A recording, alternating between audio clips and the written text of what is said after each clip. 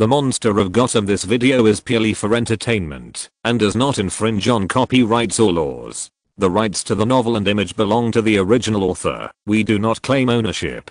Don't like waiting and want to listen to this fanfic in full now?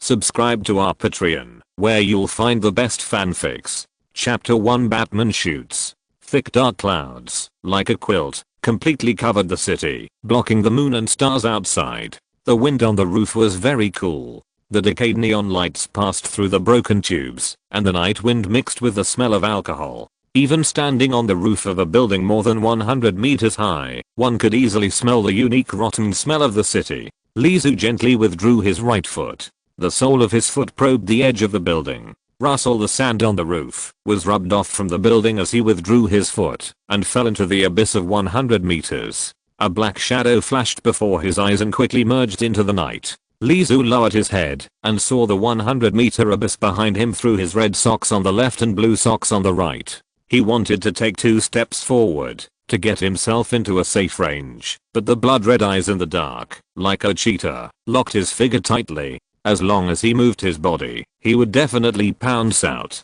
In front of Lizu, only he could see a strange blue window. World Exploration degree 10%. There is a detailed introduction below, but he has no time to read it more clearly because the shadow in the dark suddenly attacked, grabbed his collar, lifted him up easily, and slammed him to the ground. Boom. His back hit the ground like a hammer, and the pain also shifted Lizu's attention to the person who attacked him. He was dressed in black and had a bat hood.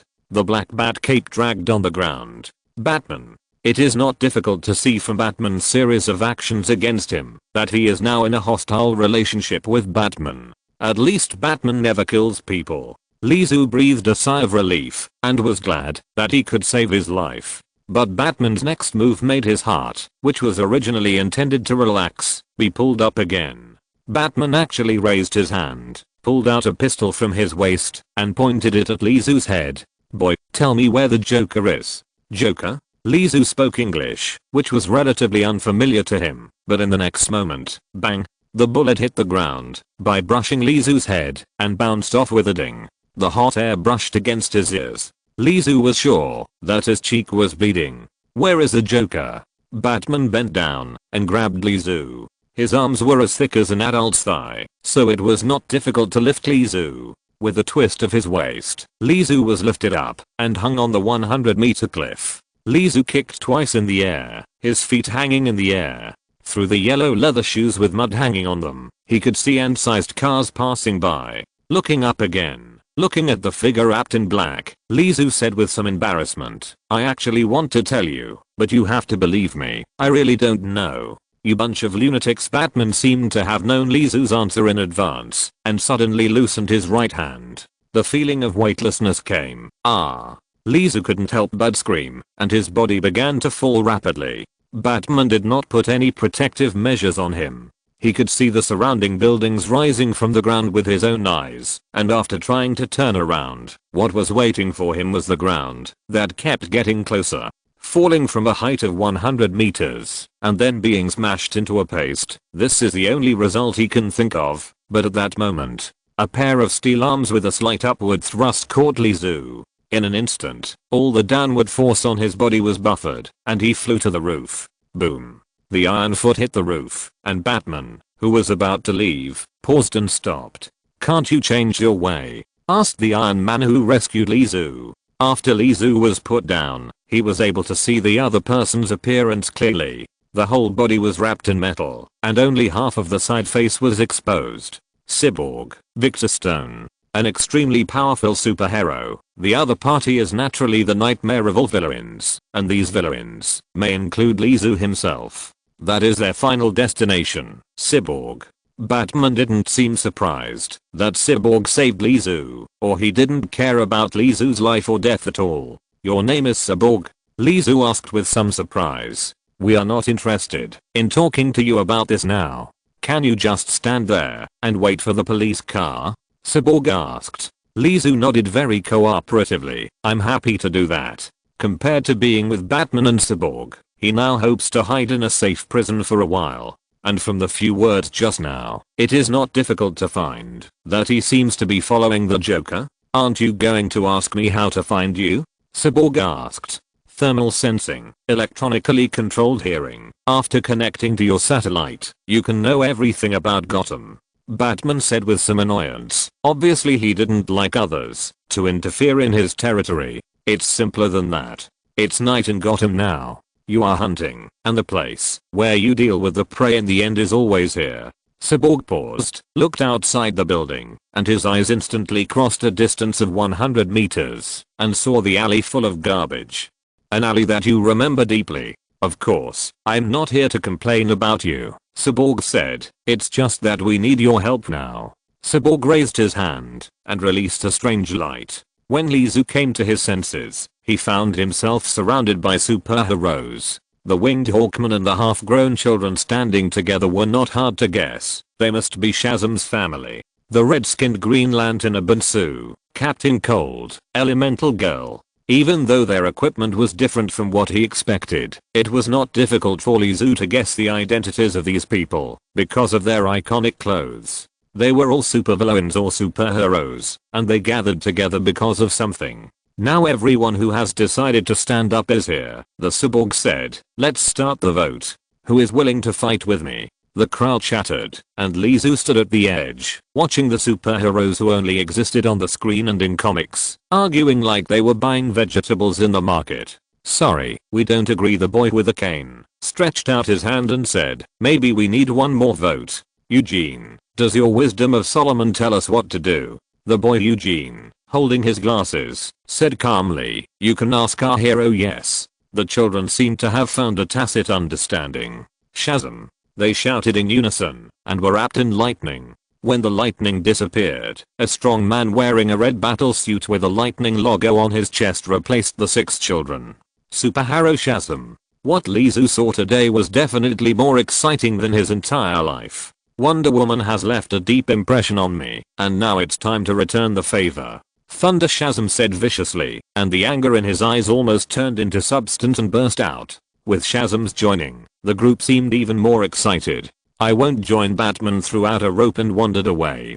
His straightforwardness surprised everyone. What? Batman won't participate? Maybe we should consider it. Maybe it's too dangerous, or maybe it's not as bad as we thought. The number of people in the holographic projection was decreasing. Wait. Soon only Cyborg and Lizu were left on the roof. This negotiation, which made Lizu feel inexplicable, ended because of Batman's sudden exit. The sound of sirens came from a distance. Cyborg looked at Lizu. Your car is here. Chapter 2 Madhouse. Lizu once again enjoyed the princess hug service of the cyborg, flying down from a 100-meter high building and landing lightly. That feeling made him a little resistant. It was not because of the princess hug, but because of the smell of the cyborg, which made him want to sneeze. What brand of lubricant do you use? This was what he thought in his heart, but he was even more surprised that he blurted out his thoughts at this time. He knew that it would be as easy for the cyborg to kill him as to kill an ant, but he still asked in a provocative tone. Leave it to you. The cyborg seemed to have long been accustomed to Lizu's crazy remarks, leaving a word and hurried away. When Lizu's pair of yellow leather shoes landed on the ground, a stick had been swung over, and then his consciousness fell into darkness. The neck hurts. The cheeks too. Lizu complained in his heart about the doctor, who he did not know, but whose technique was rough, and then slowly opened his eyes. He had changed into a blue and white striped hospital gown, and was wearing a pair of rubber gloves, which were locked at the wrists to ensure that he would not take them off. The gloves were fine, except that they were a little hot, so he just shook his hands and ignored them. He sat up from the bed and looked around. Soon his sight was blocked by the wall 1 meter away. This was an extremely narrow room, with barely enough space for a bed and a toilet. All he could see was empty white. There were marks of fingernails on the floor and walls, and he could even see a few intact fingernails. There was a strong smell of disinfectant in the room, but it was obvious that no one had cleaned it. It was as if a group of people took disinfectant and sprayed it on the garbage dump again and again. They didn't care about the people living in it, but just wanted to make sure that the smell wouldn't be too pungent when they passed by from the outside. The door was made of iron, and it was obviously thickened. There was only a small window leading to the outside. It was rectangular. It naturally reminded Li Zhu of the food delivery port that he had only seen in movies. Of course, there are iron railings that allow people to see the scenery outside. Prison, or ward? Li Zhu smiled, the corners of his mouth raised uncontrollably, like a habit he developed. He stretched out his hand to rub his face, and said to himself, "What's so funny?" He walked out of the bed barefoot, looked out through the gap in the iron railings, and saw the prison, or the ward. Bang bang bang. It was the sound of a head hitting the iron door. The guy who lived opposite him with a sunken head was hitting the iron door with his head. Blood was dripping, ha ha ha ha ha ha. The strange laughter came from the distant room to the quiet corridor, drowning out the heavy leather boots of the carriage drivers, and reaching Li Zhu's ears. "They are all crazy," Li Zhu shrugged, and lay back on the bed. He was very resistant to the weird touch of stepping on the garbage with his bare feet. And, even if he didn't communicate with anyone, he could guess where this place was. If you travel to Gotham, there is a must-see attraction: Arkham Asylum. Thunder occasionally appeared in the dark clouds that often accompanied Gotham. The lightning wrapped around this strange gothic building. In fact, it was not raining, it was just the routine thunder of Gotham's dark clouds. Dark clouds and lightning. Madman's castle. Gurgle. Li Zhu lay motionless in bed. The strange screams of the group of madmen outside made him unable to sleep well all night. In fact, staying up late is the most physically exhausting. When it was dawn, maybe it was dawn, there was no window in his room. Li Zhu was able to determine the time because he saw the nurses outside pushing the dining cart. Someone was muttering about how stupid it was to have bread for breakfast. Unfortunately, the dining cart had no intention of stopping at Li Zhu's door, even though Li Zhu wanted to taste the jam and bread of Arkham Asylum. Time passed by minute. Crying. Strange screams. The sound of banging the iron door with the head. The sound of teeth gnawing on the iron rod. Cursing. Spitting. Wait. Let Li Zhu put his fingers into his ears. The noisy sounds around him made him feel very bad. Very bad. When he felt bad, it seemed that his emotions became difficult to control, and he fell into a state of confusion. However, the blue window that kept floating in front of him could still help him relieve some of his mood and attract his attention. World Exploration Degree.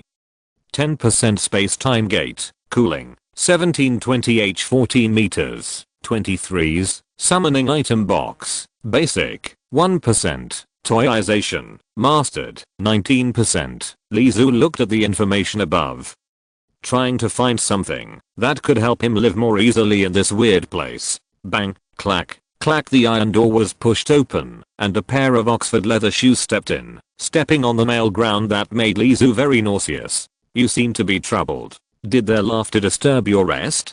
Toyman. Li Zhu let go of his hands that were blocking his ears and sat up, sitting like a duck. He looked at the man in the white coat in front of him strangely. Li Zhu did not answer the other party's question, because he had not yet thought of how to answer. Who made him come to this world, but inherit only a body? This seemed to be beyond the doctor's expectations. The outside world is very chaotic now, Kit. Clowns will only make you worse, but I will make you better. His tone was weird and a bit crazy. So, Li Zhu once again made a judgment about this place. Arkham is full of lunatics, including the doctor. Do you like the gloves I prepared for you? In order to clean up the garbage you left a month ago, we spent a lot of time, but, before we found a way to suppress your ridiculous ability, we thought of a more suitable method. The doctor was a little proud, and it seemed that he wanted to show off in front of Li Zhu. Let your hands not play a big role. Thank you. Li Zhu raised his hands. He tried it, and the gloves were very tough. Even if he used his teeth, he couldn't bite through them. He asked back without any tension, "Can you change to breathable gloves next time? I seem to sweat easily. I hate communicating with you crazy people the most." The doctor's expression was a little angry, and the calm smile just now disappeared. He clapped his hands. Two nurses in armor walked in. Yes, it was armor. All joints from the elbows to the knees were covered with protective gear, and the iron protective gear on the crotch was obviously double thickened. It seemed that they had put on this outfit before coming to Li Zhu's ward, because Li Zhu had not seen this outfit from other nurses in the corridor. They walked over and stretched out their hands to grab Li Zhu's arm. Li Zhu was like a chicken being held by two burly men and walked out step by step. Leaving the ward, he came to the corridor of Arkham Asylum.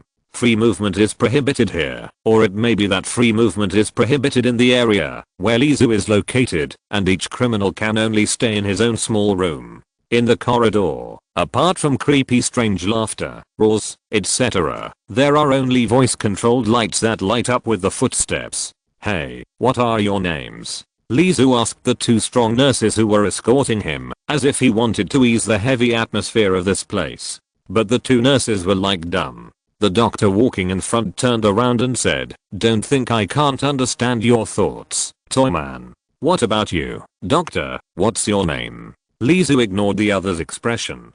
"Quill Arkham, I believe you will remember this name after tonight." His smile was pulled up, looking very bad.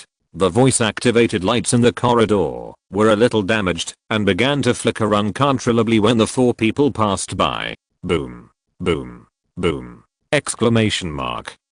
Quill Arkham stomped his feet in a rage. He was satisfied and continued to walk forward until the voice-activated lights stopped flashing. They walked out of the cage-like living area, walked along the old wooden handrail stairs, and came to a door. Quill Arkham, who had an angry face just now, stood excitedly at the door, like an old British gentleman, bent down and said to Lee Zoo, "Welcome to you again, Mr. Toyman. I believe you will tell me all the news I want to know here. Of course, there will be things I'm not interested in, but I'm willing to listen to them all." Squeak. The door opened. What came into view was a electric chair. Chapter 3 Toyman. The violent nurse pressed Lee Zoo on the elevator. He handcuffed his hands to the left and right armrests of the electric chair. Lee Zoo's head was wrapped in a strange iron ring, connected to a thick cable, and its purpose was not difficult to guess. His neck was also tightened with a cowhide belt to ensure that his back could be completely pressed against the electric chair, motionless. Lee Zoo turned his neck with some discomfort, looked at Dr. Arkham, and asked, "Can you not tighten it so tightly?" "This is not the time to be afraid." Dr. Quill grabbed two patches connected to the wires and stuck them on Lee Zoo's left and right temples. It felt cold. Bad kids should get the punishment they deserve, don't you think, Toyman? Dr. Quill's expression was excited. "Well, you're right." Lee Zoo could feel that the corners of his mouth were rising uncontrollably. "I hate that smile of yours." Quill punched Lee Zoo in the face, but stopped before the fist was about to cause pain. Dr. Quill muttered to himself, "I can't be so anxious. If I'll let you fall unconscious now, you will escape your punishment." The conversation between the two ended here. The nurses left and closed the door. Dr. Quill Arkham finally started his little punishment for Lee Zoo. He pulled the switch next to his hand. Sparks flew. At the moment the current arrived, Lee Zoo even had some leisure time to think, of course, just some random thoughts. Including superheroes, including supercriminals, and of course the most important thing is to guess his own identity. The current rushed into Lee Zoo's body crazily, and his body twitched uncontrollably. Pain, tingling, itching and numbness. It felt like a cramp in the toe, and the feeling was magnified 100 times and spread to the whole body. Ah! Lee Zoo couldn't help but scream. I believe no one can still talk and laugh under the electric shock. Click. The switch was pulled open, and the current rushing into the body stopped. But Lee Zoo's body, sitting in the elevator, was still twitching uncontrollably, and the chaotic current was still wandering wildly in his body, stimulating his nerves. This chair was researched by a relative of mine who used to work here. He used it to execute you bastards, but unfortunately he went crazy and couldn't leave here. I'm really sorry, but this invention is not bad. Lee Zoo felt that his tongue was a little disobedient, like a rope, always pulling his tongue to the wrong position. Quill Arkham laughed. Obviously he had long been accustomed to the crazy talk of the bastards in Arkham. Although he tried hard, he knew that he could not scare the madman at all. Dr. Quill reached out to the iron table beside him, picked up the medical record book, then spat on his fingers, and opened a new one. He took off the ballpoint pen clipped on his collar. Swish. The sound of the pen tip rubbing on the paper brought a reassuring atmosphere. "So, Mr. Toyman, can you tell me the location of the other patient? Telling you may save you some pain." Quill Arkham stared at Lee Zoo. "We will work together happily. I really want to tell you everything, but..." Lee Zoo wanted to raise his hand to scratch his head, but the handcuffs restricted his movements. He said helplessly, "But, I really don't know anything." You crazy people are really loyal. Dr. Quill didn't feel strange. He just put down the medical record book calmly and turned off the power again with a smile on his face. Lizu returned to the room with the help of 2 strong nurses. Back to this room full of nails, dirt, but full of disinfectant. He sniffed. Obviously, during the time he was away, the smell of disinfectant in the room became stronger. Bang! Lizu, who was twitching and convulsing, was thrown back to the bed. Thank you, David. Sims. He thanked the 2 nurses who cared to escort him back, and he got the names of the 2 nurses as he wished. Asshole, enjoy the rest of your life. You will have your own electrotherapy opportunity tomorrow. David spat in the direction of Lizu, and after leaving the room, he slammed the door. Lizu was lying on the bed, his body still twitching. The crazy body twitching was out of his control. What should I do? Escape?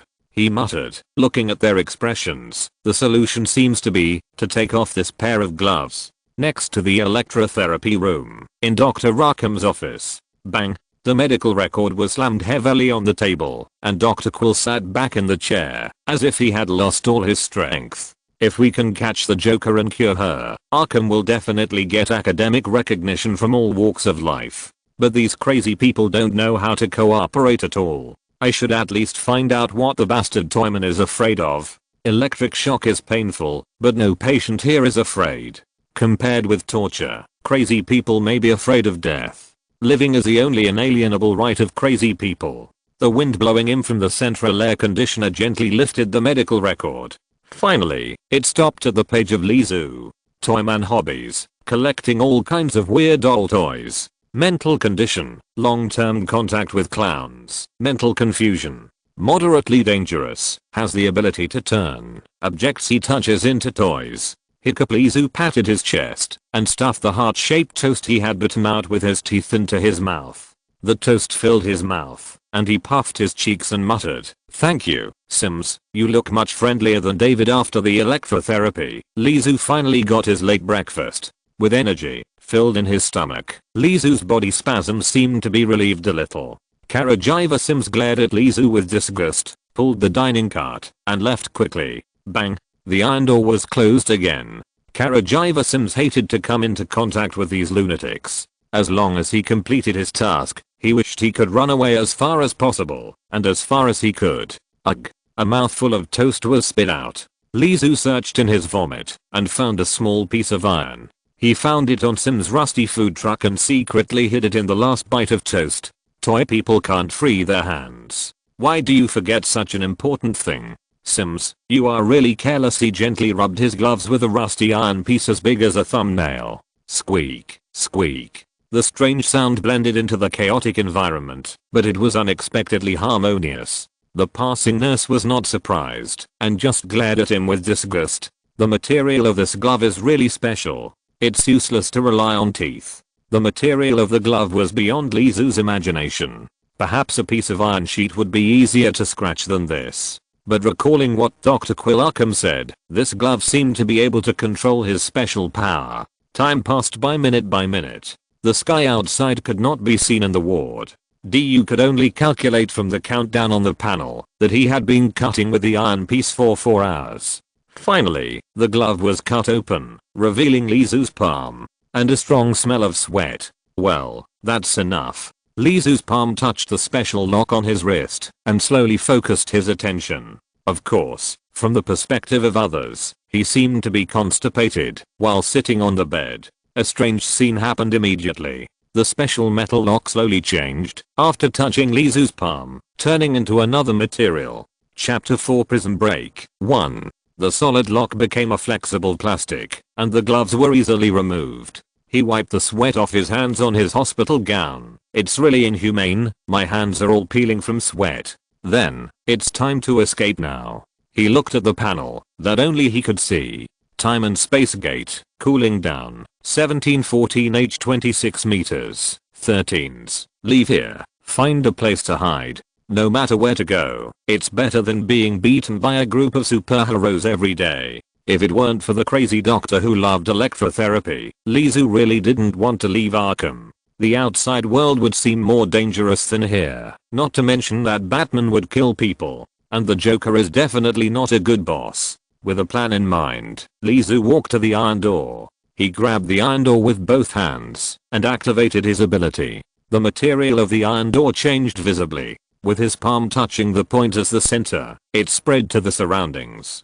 Toy-like, it seems that everything he touches can become a toy full of childishness. Just like the iron railings, they turned into decorative ribbons, just like the decorations on the Christmas tree. Occasionally, some of them turned into nylon. When the door lock also turned into a toy, Lizu's head was already a little dizzy, as if he had worked overtime until 4 in the morning after a day's work, and his spirit became listless. When he let go of his hand, the iron door in front of him had turned into a toy, and was even painted bright blue and pink. "Can you play like this?" He patted the door, which was made of hard plastic. He pulled the iron railing twice to turn into a ribbon. The door lock was the most common plastic, and with Lizu's body after electrotherapy, he could easily twist the door lock. Lizu walked out of the ward in such a swagger. The patient who lived opposite and banged his head against the iron door all the time stopped and looked at Lizu expectantly. There are always some talents here who find their own ways to escape from prison,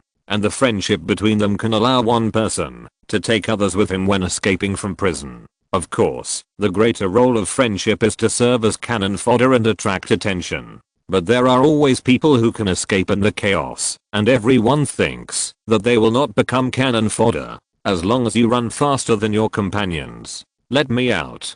Quick, let me out." Hands stretched out from the cell and shouted at Lizu. With Lizu's ability, he could easily open every door. Yeah, Lizu nodded seriously, just like the general manager listening carefully to the opinions of the company department. In the excited eyes of the patients, he said very seriously, "I can't let you out. You are all mentally ill, and it will be very harmful if you let you out." All the patients were stunned, and then began to curse. "Who living here is not mentally ill? Those who are not mentally ill have been locked up in Blackgate prison long ago. And compared to the danger, the toyman following the clown all day long is more dangerous. The clown is a super lunatic who can press the red button without changing his face when standing next to the nuclear bomb. Everyone who comes into contact with him is also crazy." Bye. Everyone. Lizu waved his hands, and then, amid the insults, saliva, and arms waving out of the prison door, he did something that all the lunatics couldn't believe. He opened his hands and shouted loudly, "Ha ha ha ha. I escaped successfully." In an instant, all the nearby wards became quiet. "You just escaped from the ward, but you are still in Arkham Asylum. How can this be considered a successful escape?" In the distance, hearing the chattering of the lunatics, David, who was already tired of it, grabbed a rubber stick and was walking over, ready to pick a few unlucky bastards and give them careful treatment. Unexpectedly, he saw a figure opening his hands and shouting that he had escaped successfully. Damn it. David recognized who the bastard was at a glance. As a carriagiver in Arkham Asylum, David can summarize the different bastard characteristics for each lunatic he is responsible for and classify them. Some are crazy but also afraid, some are very strong in combat and even eat people, and some are mentally insane and confused. That bastard was obviously the most difficult type to deal with, a complete lunatic with a confused mind. He pulled the intercom from his waist. "This is B2, I'm David. The Toyman has escaped from prison. I repeat, the Toyman has escaped from prison." As soon as David put down the intercom, the B2 alarm sounded. In 2 minutes at most, the strong carriagivers of Arkham and those special police will rush over. By then, a good beating and an increase in the electrotherapy treatment are inevitable. "Boy, you are unlucky." David slowly walked towards Lizu, and his pupils shrank uncontrollably when he saw Lizu's cell from the corner of his eyes. The cell door had become a gorgeous plastic door full of fairy tale flavor. Lizu stood there, neither running away nor shouting. He ignored David, just turned his head and looked at the cells one by one, as if he was selecting something. It seems that he is going to release a few more lunatics to create chaos. This is also a common trick used by the lunatics in Arkham when they escape from prison. "I'll give you a few blows before you turn the other door into a toy." David was very unhappy with Lizu's attitude of treating him like air. He swung the rubber stick in the air, chopping and slashing with the wind. His actions were not as reckless as he looked, but he approached step by step, trying to kill with one blow. After all, the other party was a supercriminal. Countless previous lessons taught David that he must act carefully. Ah. Lizu suddenly said in surprise. Found it. What? David asked subconsciously, but found that Lizu turned his head and rushed towards him. Madman, do you think you can beat me? David looked at Lizu's hands in fear, but soon he found confidence in his rubber stick. The toy man is not a fighting master. He is just a young man with kidney deficiency. A healthy adult woman can easily beat him. Boom. Something fell from behind. What is this madman doing? Boom. Another sound. David couldn't guess what was behind him, but he didn't dare to turn his head to look because the hands of the toy man in front were even more dangerous. Boom. This time it was a muffled sound. David was hit on the shoulder and his body staggered to the ground, and the rubber stick also slipped out of his hand. Not good.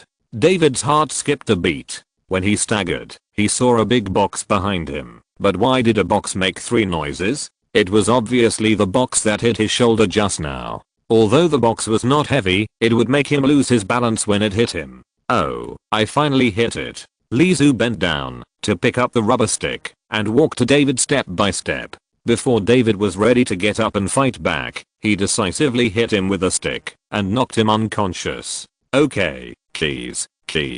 Lizu bent down and searched on the unconscious David and found a plate of keys. Quick, let me out. Let me out. Quick. Let's go and kill that bastard Quill Arkham together. The screams of Lizu's patients actually drowned out the alarm at a certain moment. Some people suggested giving the electrotherapy master some reward to help Lizu vent his anger, but Lizu ignored them all. Lizu took the key and walked towards a cell under the expectant eyes of his fellow patients. Click, the door lock opened. You'd better not talk later, otherwise we will be in trouble, Lizu said to the patient in the ward. As soon as he pulled out the key, the man in the cell couldn't wait to open the iron door. Idiot, why are you waiting here when I can escape? He pushed Lizu away and prepared to run away. Bang. The rubber stick hit the back of his neck and the man fell to the ground. Bang. Lizu bent down and hit him with a few more sticks. Under the gaze of his fellow patients, he dragged the man back to the ward. I told you not to talk. Click. Lizu actually locked himself in the ward. Chapter 5, Prison Break 2. The footsteps were dense. The fully armed nurses arrived first, followed by a group of special police officers with guns. David was knocked unconscious. Sims, who had been working with David all day, rushed over and squatted beside the unconscious David and took another look at the toy door made exclusively for Lizu. Check the surveillance to see which direction he ran. The leading police waved his hand and ordered 2 people to check the surveillance immediately. That bastard is in Dale's ward. In a certain ward, a person pointed at the room where Lizu had locked himself just now. He knocked Dale unconscious, locked himself in, and pretended that he had escaped. That's right, that bastard wanted to escape. The crowd was furious. They shouted out Lizu's hiding place to retaliate for Lizu not letting them out just now. From friendship to hostility, it only took a few tens of seconds. Do you have a key? Open the door quickly, the leader urged. Sim stood up and unlocked the door. The moment the door opened, 2 policemen rushed in first. That bastard isn't here. There was a big hole on the floor of Dole's ward, and a thin layer of hard plastic could be seen on the edge. It was obviously made by the toy man. The most normal inference is that the toy man changed the material of the floor and escaped through the big hole. Attention, transfer some people to B3. The leader picked up the intercom. In addition, send a team to B1 to guard, and send another group to guard the stairs. Don't let anyone escape from here. After playing hide and seek with this group of lunatics for a long time, he also has some experience and will not be fooled by the trick of making a feint to the east and attacking in the west. The nurses and police looked at Dole, who had fainted on the bed. He was hit by the toy man and his head was covered with blood. He looked miserable. Everyone couldn't help but shake their heads in sympathy. This guy really suffered an unprovoked disaster. Carry him to the infirmary. The leader directed 2 nurses to carry Dole, who was lying in a pool of blood, away on a stretcher. The leader looked at the big hole on the ground and frowned. No. If he wanted to escape to other floors, why did he open Dole's cell and lock himself in? And didn't he release the others and cause chaos? Perhaps he didn't think so much. Sims guessed as best he could. He wanted us to see David lying on the ground and then see the iron door that had been turned into a toy and subconsciously think that he had run away. But he didn't expect that someone would report his actions. The leader asked again. Then he should open the ceiling leading to B1, and it would be even more impossible to escape by running deep underground. Why did he do this? And he deliberately made a huge hole, as if he deliberately told us that he jumped down. Faced with the question, Sims was stagnant. The idea of a madman, is hard to understand. Sims could only use this reason to explain, but no matter what he does, as long as we guard the gate of Arkham, he will never escape. Yeah, the leader nodded. He agreed with this statement. As long as we guard Arkham Hospital, no one can get out. But he still felt that something was wrong. The leader walked out of the cell. Sizzle. A voice came from the intercom. Captain, we have arrived at the ward with a hole in B3, but the cell door is not open, and no one in the ward jumped down. On the same channel, another voice interrupted. Captain, the surveillance only saw the toy man locking himself in the ward. He never came out, and all the surveillance on other floors did not see him. The toy man is still in the cell. The leader immediately realized that all this was a trick. In fact, the toy man did not leave the ward of poor Daryl. He quickly rushed back to the ward, and in Sims' astonished eyes, he lifted the low cot. Under the bed, there was indeed an unconscious guy who was wronged. A poor guy with a bleeding head. Sims immediately rushed over, reached out to wipe the blood off the other's face, and recognized the identity of this poor guy. It's Daryl. This is Daryl, who was the person who was carried out just now. Toyman. Damn it. Sims resisted the urge to kick the unconscious Daryl. Daryl is also a yellow man. They are all yellow men, with similar body shapes and blood on their faces. In the eyes of humans, it is easy to be face blind to people of different skin color if they are not familiar with them. Moreover, the other person's face was covered with blood. Everyone preconceived that the unlucky guy lying in the pool of blood was Dal. The situation was urgent at the time. Many people could not imagine that Lizu dared to pretend to be the injured Dal and was taken away on a stretcher. Moreover, he had a green light all the way and escaped from the heavy siege so easily. Everything the Toyman did was just to divert their attention, let them think about the whereabouts of the Toyman, and believe that it was Dal lying in the pool of blood. Quick! Stop the stretcher and the bastard with a bleeding head. The leader was anxious and grabbed the intercom and shouted, "Go now." The two carriage drivers carried the poor guy with a bleeding head and rushed out quickly. The door card allowed them to pass through one iron door after another without any obstruction. Ouch. Ouch, the poor guy on the stretcher screamed. The nurse in front was somewhat amused. "You are such a miserable kid. You actually provoked that lunatic. Excuse me, can we stop here for a while?" The poor guy who was lying on the stretcher and screaming suddenly sat up. "What do you want to do?" The nurse who was carrying the stretcher behind him subconsciously felt that something was wrong. "I still want to escape from prison. Just send me here." The poor guy with bleeding head said, jumped up, and hit the unprepared nurse's nose with a hammer. After pulling the rubber stick on the other's waist, he backhandedly hit another nurse. The other nurse also fell to the ground. He was not strong enough, and the two nurses who fell to the ground wanted to stand up. He chased and attacked, with a stick on the left and a stick on the right, for more than 10 times in a row, and he exhaled a long breath when blood splashed. The poor guy reached out to wipe the blood on his face, revealing the face, which was Lizu. Pooh, he spat out the blood that flowed into his mouth, bent down and hit the two unconscious nurses twice more, and then took off one of them's white coats and put it on himself. Dang, dang, dang, there were hurried footsteps in the distance. Lizu ran 2 steps quickly and rushed to the corner. He saw a small team of fully armed special police shouting in fear, "Help, help." The man on the stretcher jumped up, injured us and ran away. "Hurry. He is behind."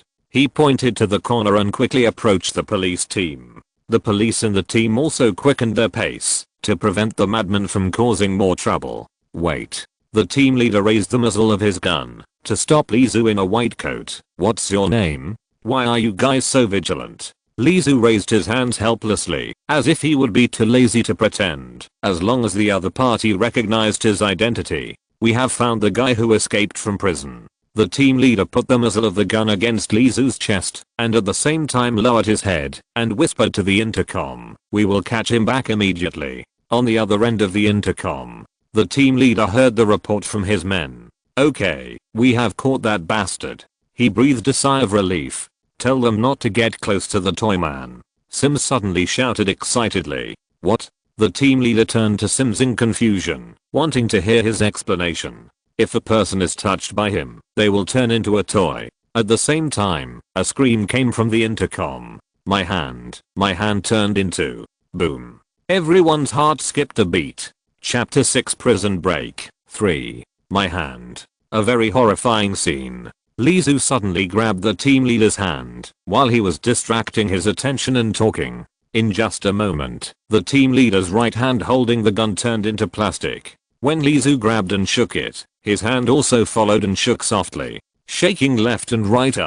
In the narrow corridor, shooting is a very risky thing. It is very likely to hurt your companions before hurting the enemy, but if you don't shoot, he has already come. Those hands have terrifying magic. Although turning a whole person into a toy is a matter of physical strength and energy, it is not difficult to change only a certain part. Lizu does not need to turn the whole person into a toy, he only needs to turn a small part of the human body into a toy. The strict human body structure will collapse. Just like before the arm has reacted, it is replaced with a toy plastic arm. Even if the muscles, bones, capillaries, etc. are completely connected to the plastic arm, plastic is not muscle and blood vessels after all. Although plastic material has strong elasticity, just like a balloon can be blown up, there is no pressure. Blood rushed into the plastic arm and could not flow back. The blood pressed by the heart seemed to have found an outlet, so it was visible to the naked eye that the plastic arm was getting fatter and bigger. To be more precise, it was a water-filled balloon. It was just waiting for a critical point to explode. Lizu rushed into the crowd and gently decorated everyone's body with his fingers. No one thought of resisting. They fell to the ground one by one with screams. In the end, there was only one person left. Looking at the policeman who was slumped in the corner and mentally collapsed, Lizu raised his fingers and gently touched his chin. At that moment, the other party's breathing stopped. Lizu could even hear the other party's pounding heartbeat. "By the way, can I ask a question?" Lizu subconsciously raised the corners of his mouth. Even though he had no joy at all, the corners of his mouth could not stop rising.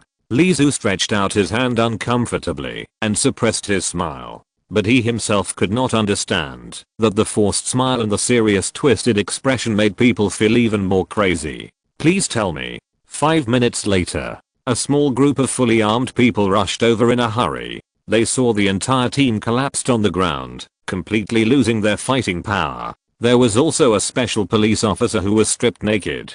Not good. The toy man may have robbed our clothes and may have escaped. The team leader immediately reported. New orders were also issued. From now on, don't let suspicious people leave Arkham easily. The blockade will continue until the cunning toy man is caught. Dr. Quill Arkham's office. It is only one door away from the electrotherapy ward. Perhaps it is the blood of the Arkham family flowing in his body that makes Quill like to use electricity to punish naughty criminals.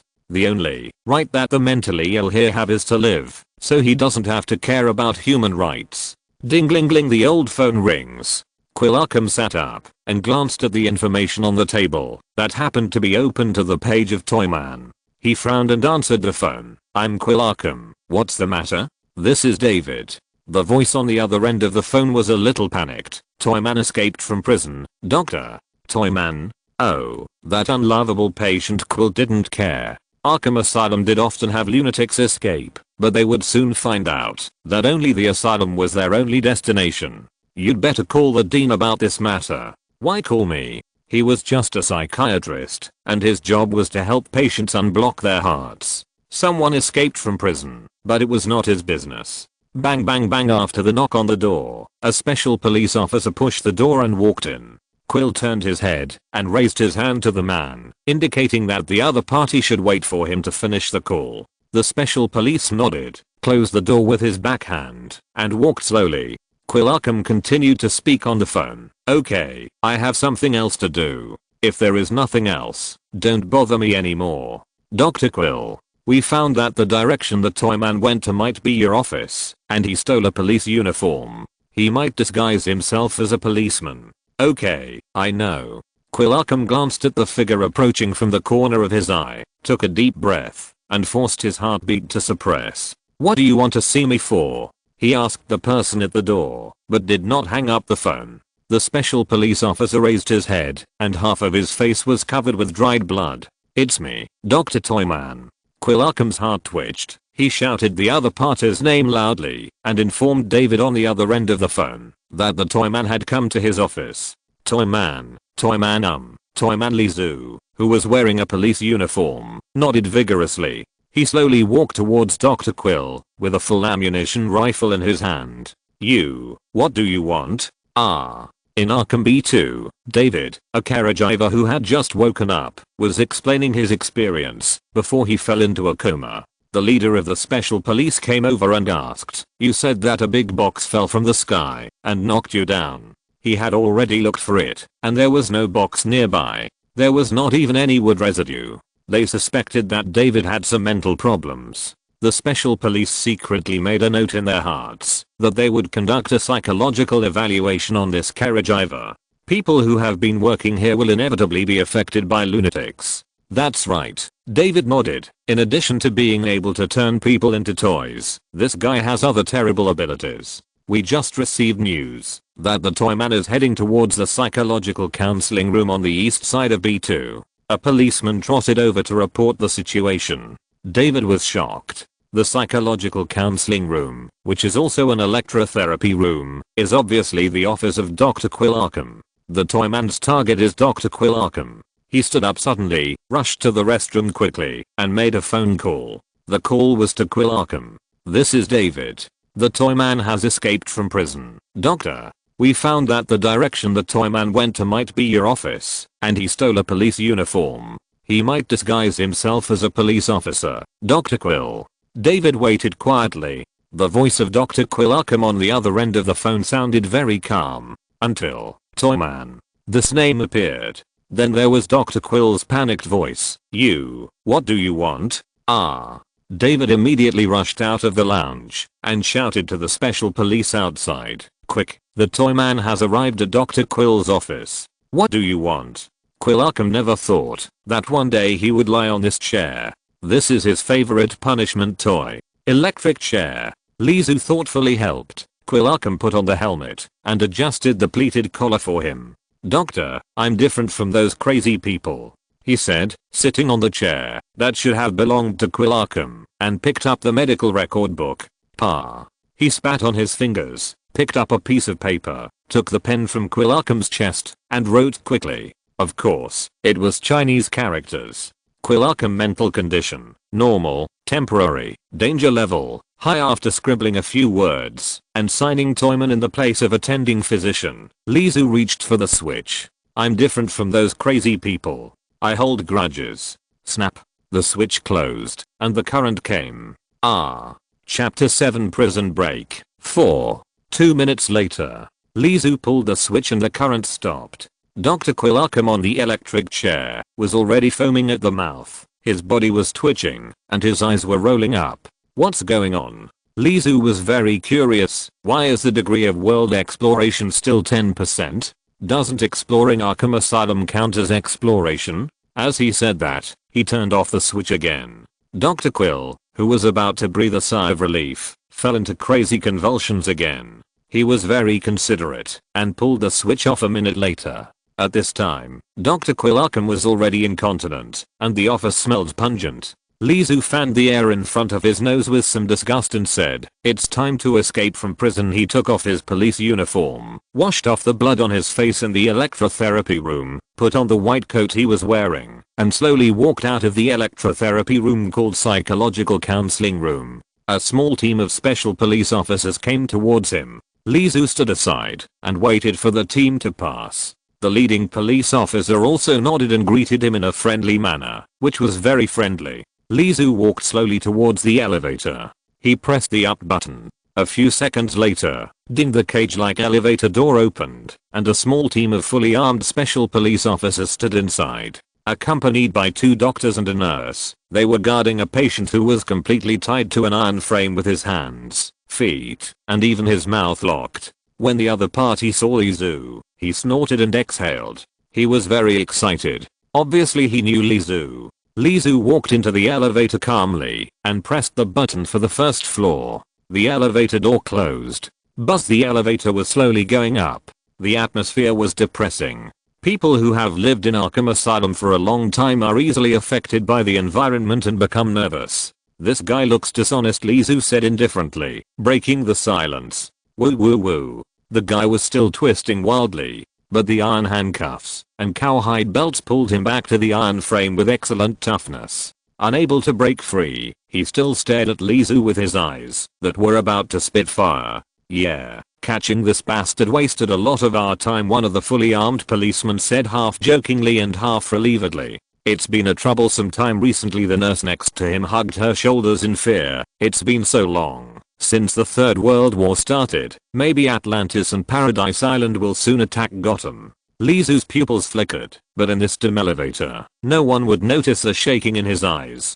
Don't worry. Lizu looked at the nurse and joked lightly, if they dare to come, I don't mind asking Arkham to open more new beds, ha ha ha. Yes, it's the most dangerous for us to be with this group of lunatics every day. Compared with that, what is the Third World War? The atmosphere in the elevator also became a little more relaxed. The guy who was locked and handcuffed was still struggling wildly, wishing to pounce on Lizu and eat him alive. Ding, the elevator stopped at the door of the first floor. The elevator door opened, and Lizu finally saw the night sky through the window. There was also a big clock hanging at the door, which showed 2014. It was still night. Of course, he also saw a team of fully armed special police officers guarding the elevator door. Lizu was not in a hurry to leave. He turned his eyes to the female nurse of Arkham Asylum. His eyes swept over the other's name tag and smiled gently. Miss Lisa, may I have the honor to invite you to dinner? Ah. The female nurse Lisa was startled by Lizu's sudden invitation. Even the special police standing at the elevator door and preparing to question him were startled by this sudden invitation. Inviting in a mental hospital is really unique. The female nurse Lisa was a little embarrassed. Let's meet in front of the Gotham Municipal Building. You will be off work before 11 o'clock, right? Yes, I can finish my work here. The female nurse hesitated. She didn't expect Lizu to suddenly invite her to dinner. At this moment, her brain was still in a downtime state. Lizu didn't give the female nurse a chance to refuse. He turned around and walked out of the elevator. The elevator door closed. Then, see you tonight, ding. As soon as he walked out of the elevator, the police at the door surrounded him. What happened? Lizu asked in confusion. What happened again? A bastard escaped. You know, no matter how strong the iron door is, it can't trap those bastards. The black policeman said helplessly. We are just doing a routine inspection. Are you off work? The black policeman glanced at Lizu's name tag and asked, Dr. Pime, why can't you leave today again? Lizu looked regretful and pointed to the elevator behind him. I have to prepare a candlelight dinner an hour or two in advance. The police who had heard the conversation in the elevator just now looked at each other and nodded. Seeing that Lizu and the doctors in the elevator were talking happily and even asked a female nurse out for a date, it was obvious that they knew each other and had a good relationship. Then the possibility that he was an Arkham fugitive did not exist. The black policeman nodded. Of course, you can leave after our simple inspection. Lizu did not have any prohibited items on him. You can leave now, but I suggest, the black policeman said with a smile, don't forget the roses. My first date was ruined because I didn't have roses. Really? I heard it was because you pretended to have a London accent and the woman couldn't stand it. Another policeman interrupted and joked. That was the second date. The black policeman retorted. Ha ha ha. A small team of policemen laughed happily. Someone else joked. You really have to teach us how to make a date fail more than 10 times in a row. Lizu walked out of the hall slowly. The wind was very cool. It blew up a corner of his white coat. This group of people is really kind. Lizu looked up at the night sky. It seems to be raining. He walked down the steps slowly and watched a car slowly start. He ran over and stopped the car. Hey, man, my car broke down. Can you give me a ride? Where are you going? The car window was lowered, revealing the face of a middle-aged man with white temples. Let's go to the Gotham City Hall. I have a date there, Lizu said, and he had already sat in the passenger seat. The owner of the car obviously didn't expect that someone would be so shameless that he would come up to him before he agreed.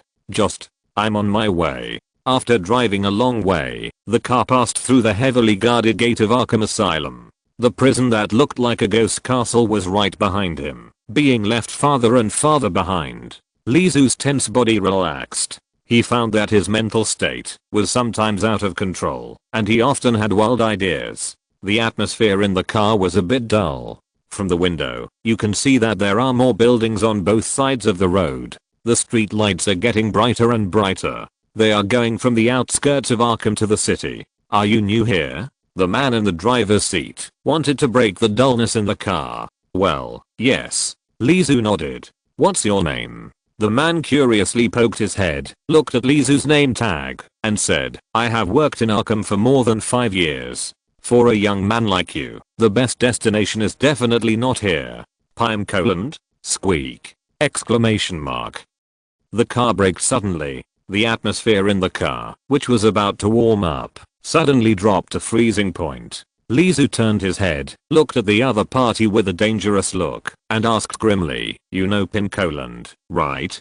Thank you all for your recommendation votes. If you're listening to this novel on a channel other than Fanfic World, it means they downloaded and uploaded it without effort. We cordially invite you to visit our channel, Mundo Fanfic Novelos. There you'll find the original version of this story and you can explore many other novels of various genres. We're waiting for you to immerse yourself in a world of incredible novels. Chapter 8 Exploration 20%. Gotham, the municipal building. A car stopped in front of the Christmas tree that had been erected early, but not yet decorated. A figure in a white coat pushed open the door, waved to the people in the car in a friendly manner, and then fled in a hurry, even almost hitting some people. I shouldn't have come to Gotham, he muttered. Batman kills people, and Gotham is obviously a dangerous place. I was able to save my life last time, but I'm not sure this time. Lizu ignored the curious eyes cast around him. He locked onto the dampened alley in the distance, put his hands in his pockets, and walked slowly over. There are some representative things in Gotham. The dark clouds that are always piled up overhead, the bat lights that shine on the clouds at night, and the damp alleys and curly-haired mice. Interesting things always happen next to these iconic things. Tap, tap. His feet stepped on the puddles. The leather shoes that Lizu snatched from the special police were a bit big and were very shaky to wear.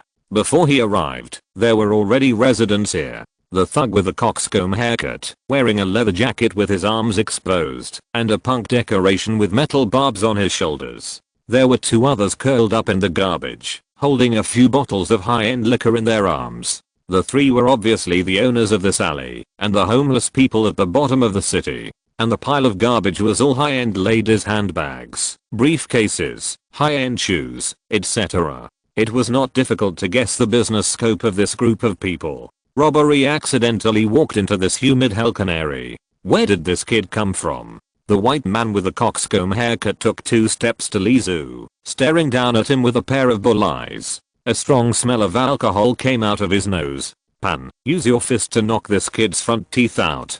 Quick, give him some trouble. There was a booing sound in the distance. Hearing the booing of his companions, Pan raised his hand and prepared to grab Lizu's head. Snap! Lizu took a step faster and grabbed Pan's thick wrist. Compared with Pan's thick wrist, the slender arm was like an iron nail trying to resist a rubber stick. But the unbelievable scene finally happened. Ah! Pan screamed and fell to the ground. As Lizu threw something fell on the garbage pile. What is this? The 2 homeless people got up and looked at what Lizu threw. A hand. A pink plastic toy hand.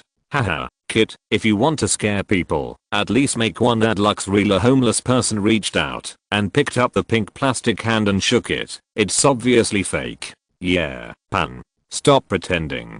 Another homeless person walked up to Pan and kicked him. The prank is over. The homeless person suddenly sniffed. It was a pungent smell of blood. He lowered his head and found that Pan, who was struggling on the ground, had his left wrist broken at the root and was bleeding. That's really your hand.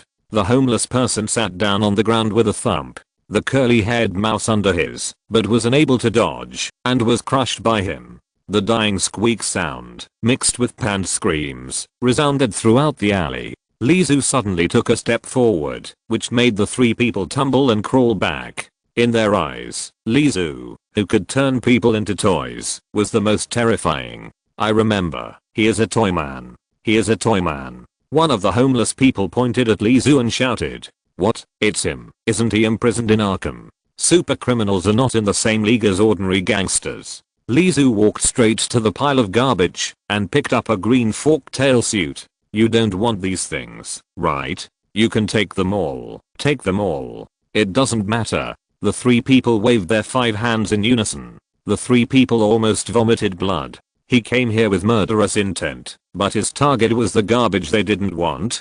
Doesn't that mean that, if they didn't provoke them just now, they wouldn't have suffered this unprovoked disaster? Pan, whose hand turned into a toy, turned his whole face blue not only because of regret, but also because of excessive blood loss. Thank you. Lizu took off his blood-stained white coat and changed into a green suit, trousers, and a pair of yellow Oxford shoes that fit his feet. He reached out and pulled the messy black bangs on his forehead back. "Well, goodbye." Lizu waved his hand and left the alley with satisfaction, leaving only the three people who were terrified and relieved. They were afraid of Lizu's ability, but they were relieved that he did not continue to hurt them. "I feel a little dizzy. I used my ability too much." Lizu walked out of the alley and rubbed his head against the wall. The panel that only he could see showed clearly. Toyization, mastery, 21%. He could also feel that he was more adept at using this ability. "It's time to leave Gotham now, huh?"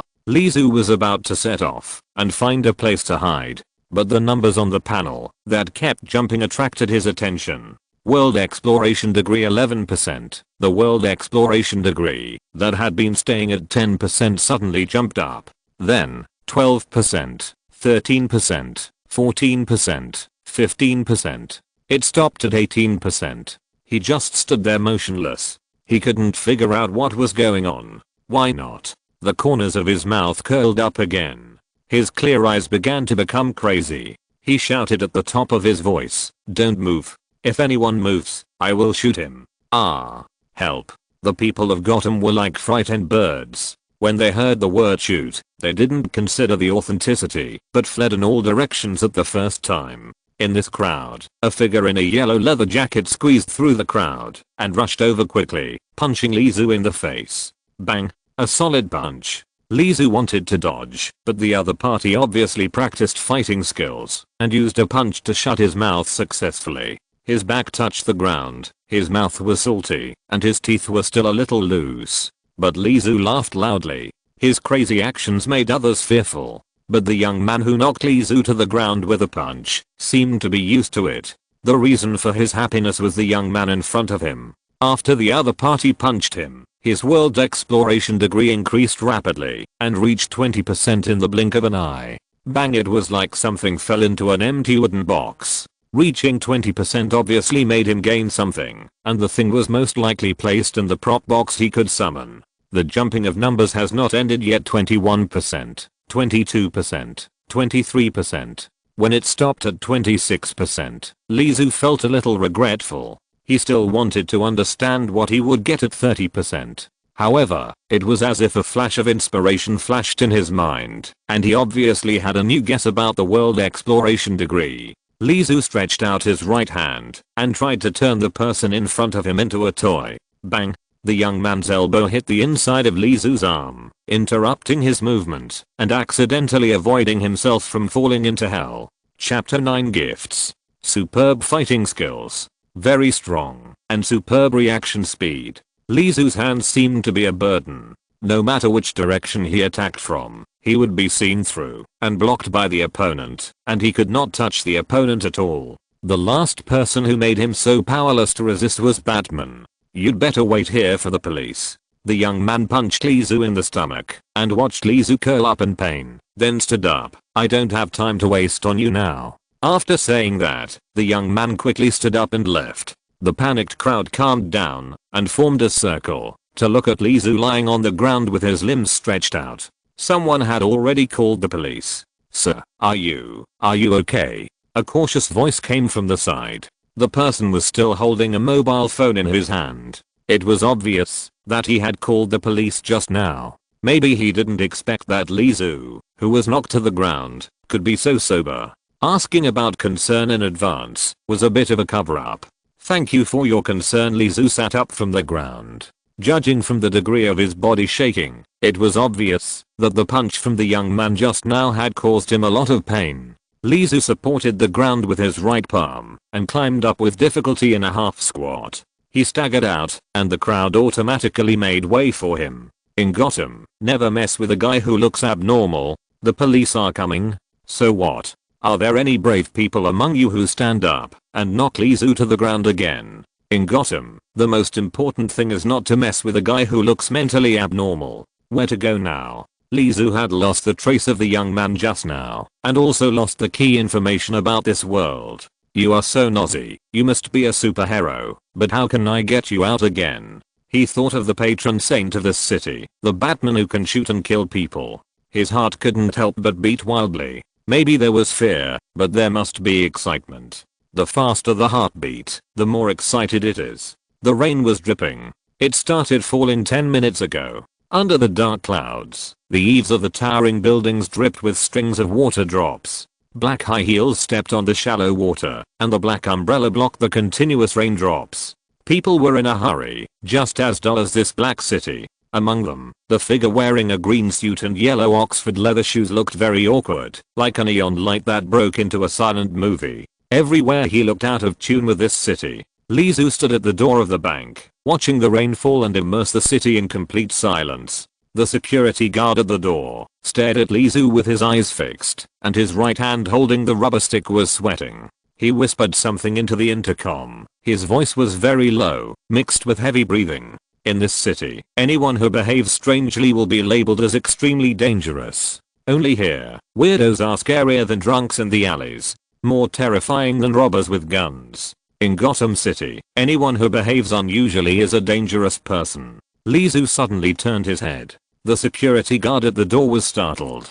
In Gotham, guarding a bank is a high-risk job. Even if you are the first to raise your hands and surrender, when a supercriminal comes to rob, there is a high chance that you will be the first to be shot. "What do you want to do?" The security guard quickly stepped back, but then remembered his duty and immediately straightened his chest and asked back, "What time does the weather forecast say the rain will stop? I have something urgent to do." Li Zhu pointed at the rainy night sky in confusion, like a passerby without an umbrella who was having a headache because of the heavy rain. The security guard breathed a sigh of relief. The young man in front of him seemed to just like wearing brightly colored clothes. This rain came very suddenly. Maybe it will take a few hours. After confirming that Li Zhu was mentally normal, the security guard relaxed and took the initiative to talk to Li Zhu. Accompanied by light rain and thunder, the conversation between the two was drowned in the rain. Diana killed Aquaman's woman Mera, so the Third World War was triggered.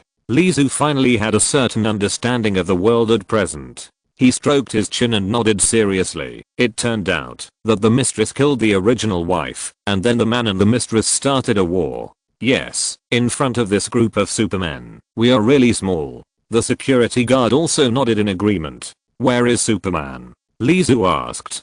"Who?" the security guard asked in surprise. "He's the one wearing a red cape, whose eyes can emit heat vision, whose breath can freeze waterfalls, and who is invulnerable to swords and guns, and can fly." Li Zhu scratched the back of his head, looking for adjectives to describe Superman. Invincible, of course, is the most appropriate adjective, but it's too general. He tried his best to describe Superman.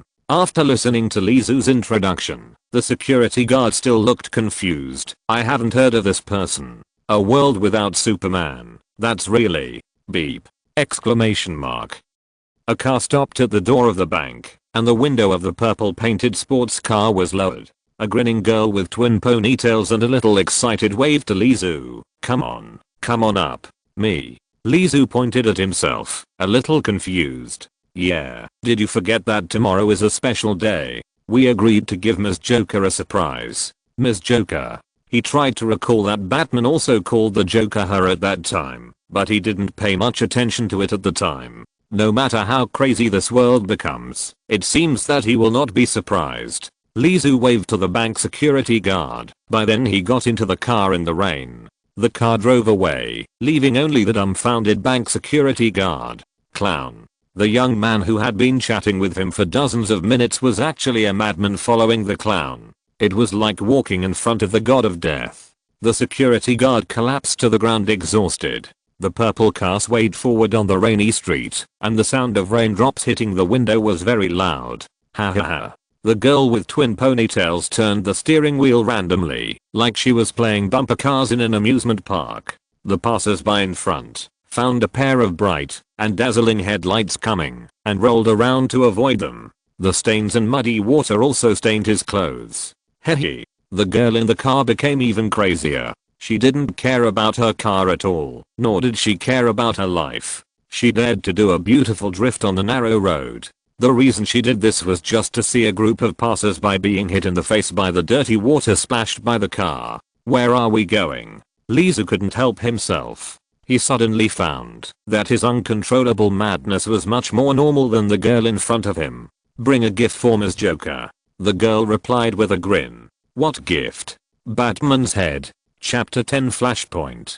Gotham. Heavy rain. Thunder was looming in the gloomy sky. The bright purple sports car stopped in the rain, and the wipers were swinging wildly. The car shook slightly. After a few seconds, it started again, and changed lanes in the middle of the road. The goal was Wayne Manor. The dilapidated Wayne Manor. Weeds accompanied by broken beer bottles climbed up the rusty iron gate. The yellow taxi stopped, and a pair of headlights shone on the iron gate in front. The rain and the light was like a knife. The white old driver said to the blonde young man who got off the car, I'll wait for you here for half an hour. If you are kicked out by Mr. Wayne, I will take you away. The driver pointed his finger upwards. The rain is getting heavier. Thank you. The blonde young man nodded and ran quickly towards Wayne Manor. His figure was slowly swallowed by the rain and the night. Only the white old driver was left in the car. He lit a cigarette and turned on the car radio. The Toyman has escaped from Arkham Asylum and attacked a person next to the Gotham Municipal Building. These lunatics. The white old driver sneered disdainfully. He didn't know whether he was sneering at his numb attitude towards hearing the news or sneering at this crazy world. But! Exclamation mark. In the heavy rain, the sound of the engine was very loud. The bright purple sports car tore through the rain curtain and rushed over, which immediately attracted the attention of the white old driver. According to his years of research on cars, this sports car is worth at least 1 million. The bright purple sports car was getting closer and closer, and the white old driver finally saw the true appearance of the car. The funny red-nosed Harley Quinn was sprayed on the front of the car. It's that lunatic, damn it. The white old driver immediately started the car, stepped on the accelerator, and rushed into the rain curtain in a panic as the bright purple car approached. The bright purple car stopped. As soon as the car window was lowered a few centimeters, rain immediately poured in. Harley Quinn raised her hand slowly to wipe off the rain sprayed on her face, and also wiped off a lot of her thick white foundation. She quickly closed the car window and turned to look at Lizu, who was sitting in the passenger seat and fiddling with the rag doll in his hand. Are you telling the truth? Of course. Lizu's eyes shifted from the rag doll to the Harley Quinn yo-yo in this world. She is not Harley Quinn, but yo-yo. In this world, she has the same position as Harley Quinn, and she madly worships and loves the clown who is also a woman. Hehe, Ms. Joker will be very happy. She took out a metal yo-yo from her waist bag. The yo-yo was mixed with purple and pink, and it also had a cool flash. With a slight shake, the light was very dazzling. Let's act separately. You rush in from the front door, and I will go in from the back. Lizu pointed to the front door. How about it? Haha, is there any need to say this? Yo-yo was impatient. She kicked open the car door and rushed out, not caring that it was her own car. Lizu put the rag doll of the Powerpuff Girls in the car. Goodbye, Mayo Mayo. After rubbing the rag doll's head, he pushed open the door and rushed into the heavy rain. The rain soaked Lizu in an instant, and his clothes were heavy, making it difficult for him to move. Yao Yao was undoubtedly a lunatic, and a lunatic who only loved the Joker. When she told Lizu that she wanted Batman's head, Lizu did not reject her naive idea, but chose to tell Yao Bao Batman's real identity was Bruce Wayne of Wayne Manor. Lizu walked outside Wayne Manor in the heavy rain. At this time, the safest thing should be to avoid Batman, but Lizu seemed to have other plans. After he knew that the Joker was a woman, Batman would kill people. There was no Superman in this world. Wonder Woman and Aquaman had an extramarital affair and caused the Third World War, etc. The Batcave should be nearby, and the waterfall. We should find the waterfall first. He was lucky and saw the waterfall not far away. What a fate. He saw another figure. The blonde young man who beat him up with his fists next to the Gotham Municipal Building. The other party was sneaky and seemed to be looking for the Batcave as well. The heavy rain covered up Lizu's footsteps, allowing him to easily follow behind him without being discovered. Who sent you? The Joker, the Toyman, the Riddler? Batman asked, twisting the blonde's dislocated arm. Bruce, it's me, Bruce. The blonde hurriedly called out the other's identity, but what greeted him was crack. Ah. The blonde's thumb was broken. Why? Do you know this name? Batman's throat was like biting a flame, and his questioning was filled with anger at this time. Of course I know. You are Batman, Bruce. I'm Barry. The blonde didn't dare to struggle. He was no match for the other in fighting skills. That's not enough to deceive me. Batman's anger did not subside, because immediately afterwards, the sound of crack came again, and the blonde who called himself Barry had his index finger twisted off. Tell me, why do you know that name? Anger made Batman's disguise appear flawed. It was not the sonorous and powerful voice of a young man. There was powerlessness and vicissitudes in the anger, like a middle-aged man in his 40s or 50s. The blonde young man Barry stopped gritting his teeth and endured the severe pain. He turned his head and looked directly at the pair of eyes under the bat helmet. You are Thomas. You are Thomas Wayne, Bruce's father, right? Barry's voice sounded a little trembling. I didn't expect that it would change so much. The person who died in that alley was not you, but Bruce, right? What did you say? Batman pinched the blonde young man's neck and put a gun to his head. You said it should be me who died. What do you mean? At the entrance of the Batcave, Lizu was half squatting. The waterfall behind him covered his voice, and the two people in front of him were too excited to pay attention to him. Barry Allen? The Flash? After the other party introduced himself, Lizu could already guess the identity of the guy who beat him up.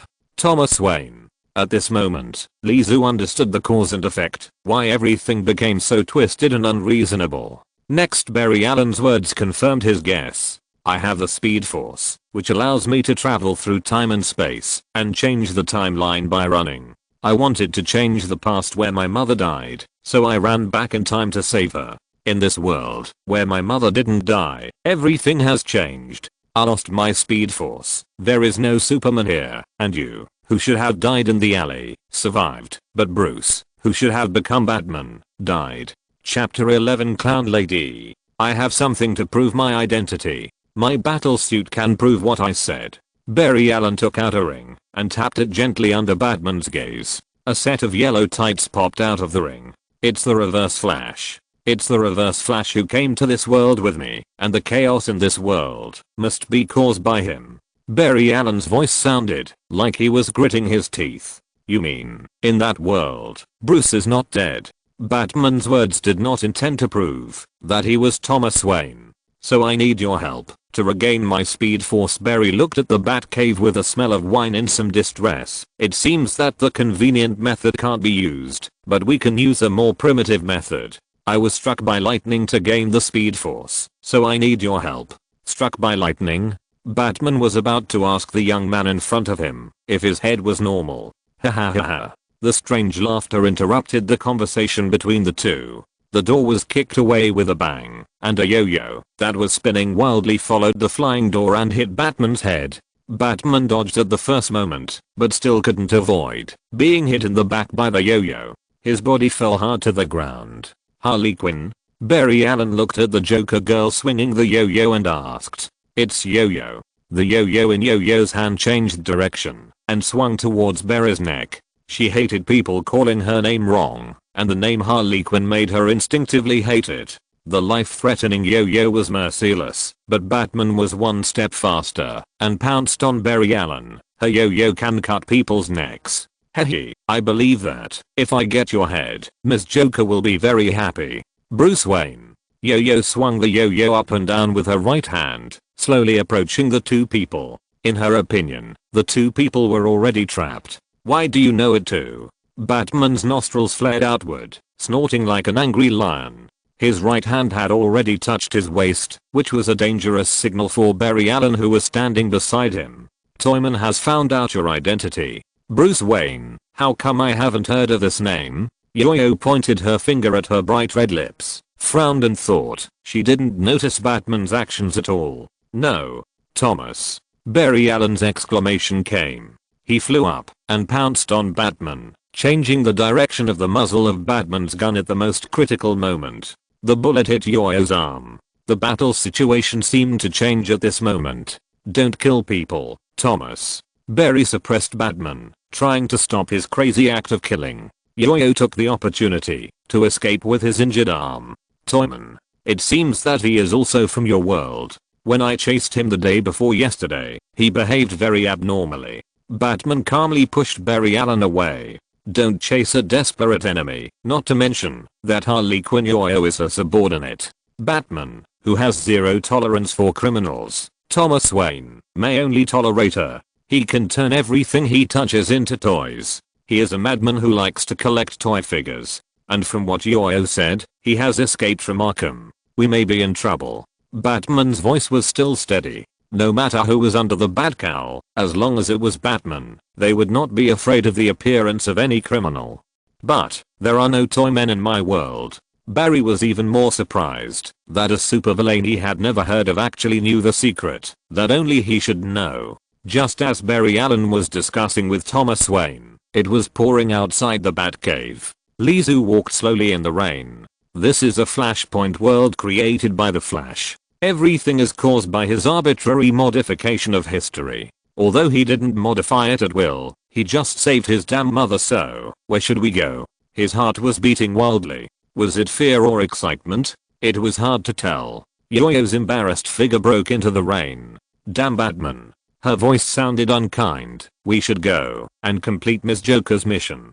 Mission? This time, Lizu's eyes lit up, and I wonder what he thought of again. The bright purple car stopped in front of the City Hall building. It was dark. Lizu took a look at the bleeding Harley Quinn and said calmly, "You are injured. Leave it to me. If you mess up, she will be very angry." Yao did not thank Lizu for his proactive help at all, but laughed at him. Really? Lizu pushed open the car door and braved the rain, ignoring the heavy rain that had soaked him. He walked to the front of the City Hall building. The security guards on both sides had subconsciously raised their batons. "What do you want?" The black security guard on the left lowered his head and asked. Lizu's thin figure was thin and small in front of his upright black bear-like body. "I'm looking for Mr. Dent. Harvey Dent," he emphasized, raising his hand to adjust his wet collar, like a gentleman who pays attention to his appearance. "It's late at night. Mr. Dent is not here." "Thank you." Lizu smiled and nodded, turned calmly and returned to the car. His strange behavior made the two security guards confused. "Why did you come back? I thought you would bring back Harvey Dent's two children." The clown girl looked at Lizu strangely. With her crazy brain, she seemed unable to understand Lizu's behavior. "He's off work and not here." Lizu spread his hands. "I can talk to Ms. Joker about this matter. You don't have to worry." "Of course I won't worry. The one who should be worried is you, the idiot who deliberately didn't complete the task." When Yaya mentioned the Joker, the admiration and love in her eyes always made Lizu think about her relationship with the Joker. The car drove smoothly on the road and even stopped at the traffic light. Lizu's obeying the law immediately angered Yao. She pushed Lizu away, grabbed the steering wheel with one hand, and drove to the location of the clown. Catch the son and daughter of Harvey Dent, the honorary sheriff of the Gotham City government. This is a task assigned by Ms. Joker. Lizu is more interested in Ms. Joker than catching a pair of poor children. And he seems to be very confident in his own strength. It is normal to have an abnormal head full of abnormal confidence. The car arrived in the suburbs. The dried waste in the factory drainage ditch, mixed with rainwater and the rotten smell of the sewer, made people want to spit out all the toast they had in the morning. Behind to North American redwoods, there is a villa swaying in the heavy rain. In front of the huge French window on the second floor, it seems that a figure in a purple suit can still be seen, looking at Lizu and the clown girl Yaya in the car through the hazy frosted glass. The two went up to the second floor. On the old wooden stair handrail, there is a wallpaper of the Virgin and the Child. The face of the Son of God was painted with a bloody smile by red paint. The smile was very strange. They walked in on the sticky floor, pushed the door open. Lightning flashed outside the window, illuminating the lit room. The tilted wine table, the leather sofa full of bullet holes, the broken wine glass, and the woman with green hair and purple suit with her back to the door. Clown lady, thank you for the reward from Mimuzai. The contract has been signed successfully. If you have extra recommendation tickets, please send them to me. Thank you very much. Chapter 12 Sweet Dreams. Looking at the thin figure, Lizu couldn't help but grin. He suspected that he had some kind of morbid laughter, because his heart was beating very fast now, not because of happiness, but because of excitement and instinctive fear. And the faster his heart beat, the more difficult it was for him to control his smile. Crack! Exclamation mark. The lightning almost broke through the glass and smashed in. It clearly captured the uncontrollable smile on Lizu's face and the exaggerated smile of the clown girl. The clown lady turned around slowly and had countless similarities with the clown in Lizu's impression, especially the smile. When Lizu first saw this woman, he knew that she was not easy to mess with.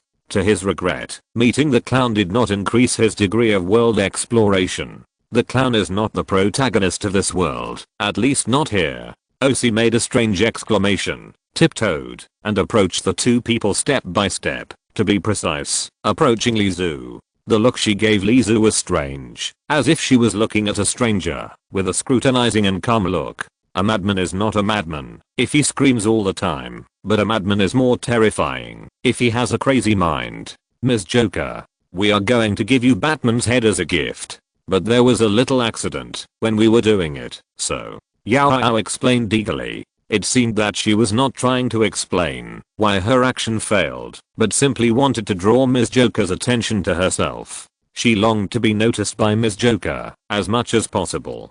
But we found out Batman's identity. She wanted to see a smile of approval on Ms. Joker's face, but unfortunately, Ms. Joker's eyes were always on Lizu. He is Bruce Wayne. Bang! Ms. Joker stomped her feet on the ground. The seemingly crazy Joker showed anger at this moment. She pulled out her gun without hesitation. Bang, bang, bang, bang, bang. The bullets echoed with the thunder outside the window, and blood flowers bloomed on Yao's chest. Delicate and beautiful, pure red. No one could imagine that a supervillain who kills without blinking an eye would have such bright blood. The clown girl Yao spread her hands in confusion, as if she wanted to hug the clown lady at the last moment of her life. Unfortunately, the clown lady had no interest in her. Boom! Exclamation mark. She fell to the ground, her consciousness gradually blurred, a hand gently pressed on her forehead, and there was a familiar voice, "Sweet dreams." The incident happened too suddenly, so Lizu could only laugh uncontrollably. Ha ha ha ha.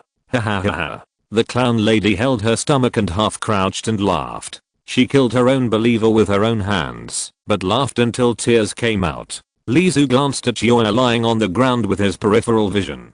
There were crystal tears in the corners of her eyes. He half crouched on the ground, his hand gently stroking Yoya's forehead. Sweet dreams. Yoya's chest was still rising and falling, but her consciousness had already fallen into a coma.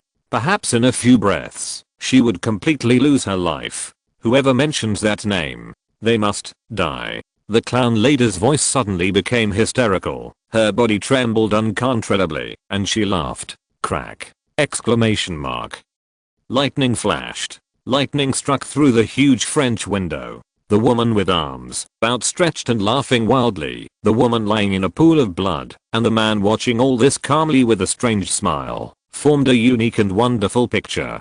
The bright purple sports car once again came to the Gotham Municipal Building. The gorgeous and exaggerated car paint was out of tune with this city full of depression and despair. Just like this long lost sunny day, it shouldn't appear in Gotham. The car door opened. A thin yellow man in a green suit and messy hair walked out. His appearance immediately attracted too many people's attention. He turned a blind eye and lightly glanced at the security guard standing at the door, even deliberately staring at the collar logo of the two, and left with a weird smile. It's the weird guy from yesterday. The security guard on the left pointed at the green figure who left. He still remembered the scene of the other party wearing a green suit and walking slowly in front of him in the rain. Even last night, every time the lightning flashed, the weird appearance became clearer. I thought it was some lunatic. He sounded relieved. He admitted that the green dress guy's deliberate smile when he left just now made his back cold. Madmen. Weren't they all killed by Batman? The security guard on the right pointed out a few names. The lunatic who likes to guess riddles, the scarecrow, and with Batman here, there won't be any lunatics in this city. The security guard on the left vowed, as if to comfort himself. A pink balloon suddenly attracted the attention of the two. The little girl holding the balloon came to the two of them and solemnly handed over a puppet of the Powerpuff Girl Mayo Mayo. She looked a lot like Mayo Mayo, with short hair and big eyes. Dear little princess, what's wrong? The security guard on the left squatted down, took the puppet, and rubbed the girl's head with a gentle smile. Is this for me? Yes, it's for you. The little girl nodded seriously, then turned around and ran away. Haha, look, this face of mine is more likable. He showed off the puppet in his hand to his colleagues. Nothing can make you feel more accomplished than having a cute child like you. He turned his head and followed the direction where the little girl left, wanting to wave goodbye to her. However, the little girl stopped in front of the man in the green suit, and the security guard's heart suddenly skipped a beat. The man in the green suit seemed to have noticed the security guard's gaze. He first took out a green banknote and handed it to the little girl. After waving goodbye to the little girl, he made a mouth shape to the security guard. Boom. The security guard's heart was beating wildly, and he stiffly moved closer to the toy puppet. Tick, tick, the sound of the pointer moving. Watch. No way. It's a bomb. The security guard yelled and threw the puppet in his hand. The crowd gathered in front of the municipal building screamed and scattered in an instant, just like a stone thrown into a lake, scaring away a school of fish. The puppet jumped on the ground a few times, rolled for dozens of feet, and stopped motionless. Someone blocked his ears and waited for a long time without hearing the explosion, so he looked out curiously.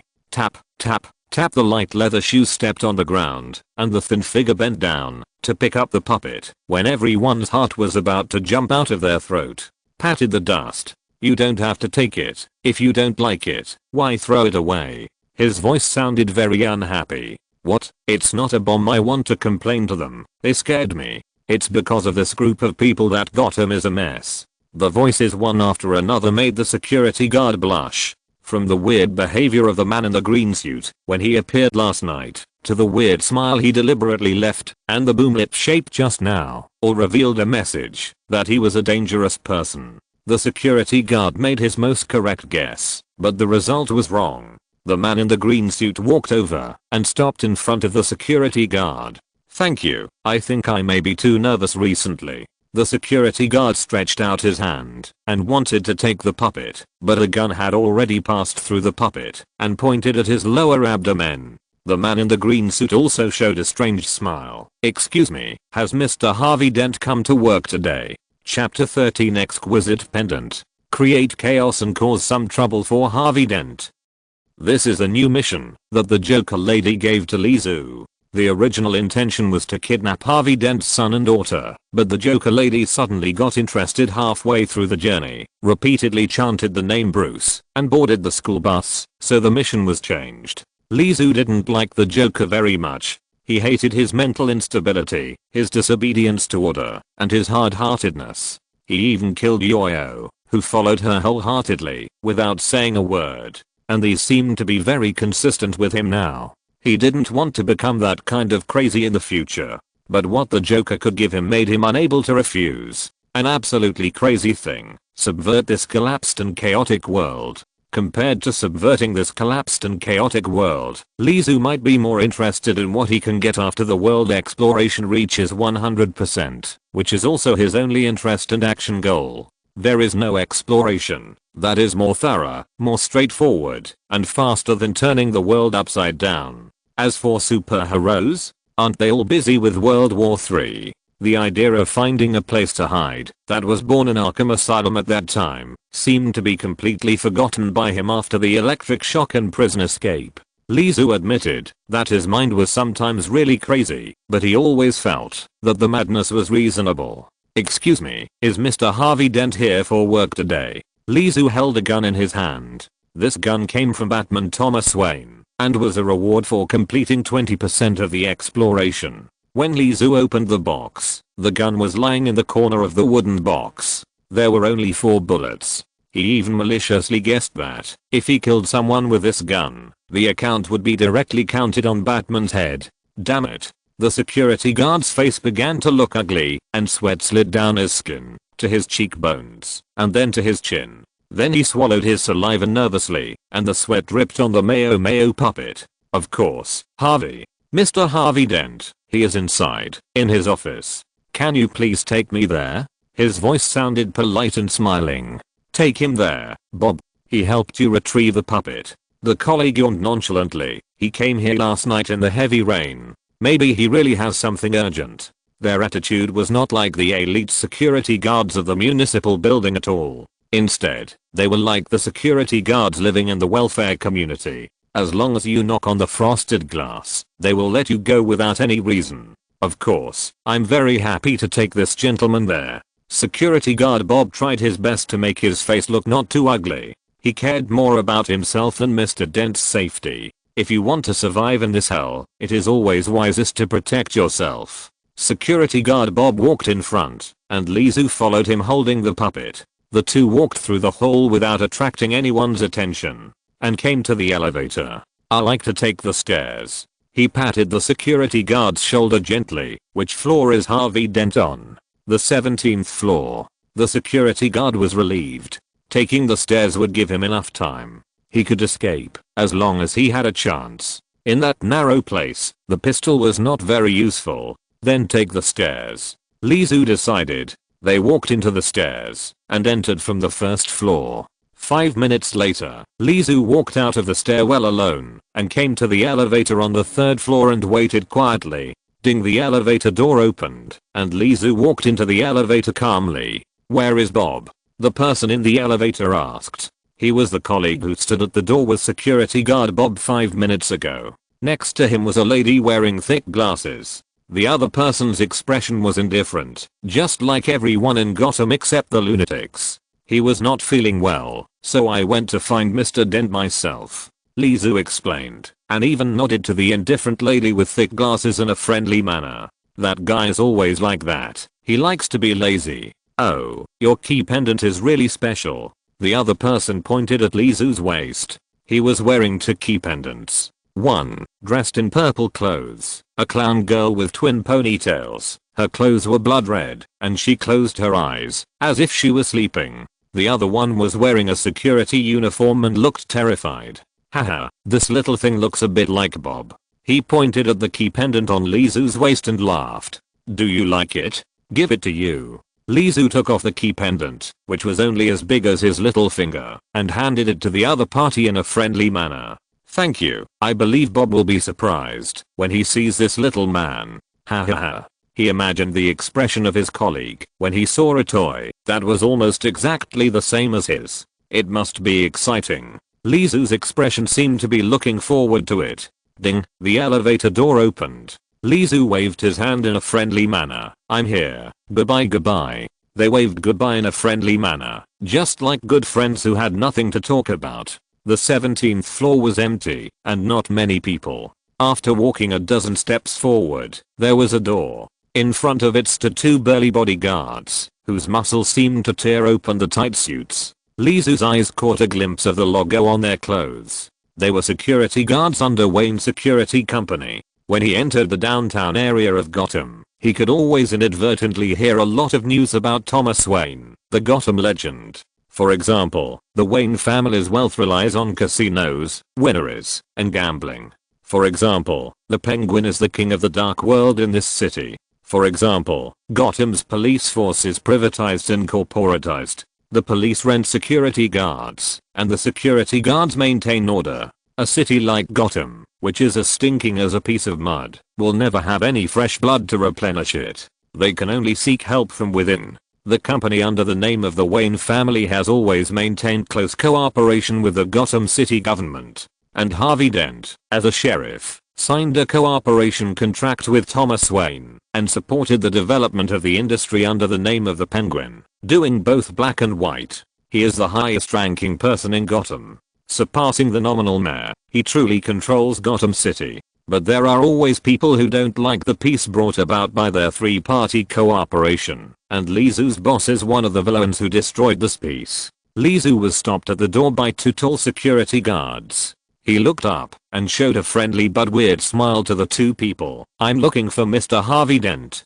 In the office, Harvey Dent sat behind his desk, and there were two photos on his desk. One was a family photo, a photo of him, his wife, son, and daughter. The other was a photo of him with his back against the American flag when he was awarded the honorary prosecutor. He has honor, power, status, and a happy family at the same time. In this extremely bad world, he must be the luckiest one. However, when the gunshots outside the door sounded, his happiness was destined to be broken. Thank you Neil Lanshan NIU for the reward. Chapter 14 How to do it. Boom. The office door was knocked open. The burly security guard rushed in through the door and slammed down on Harvey Dent's desk.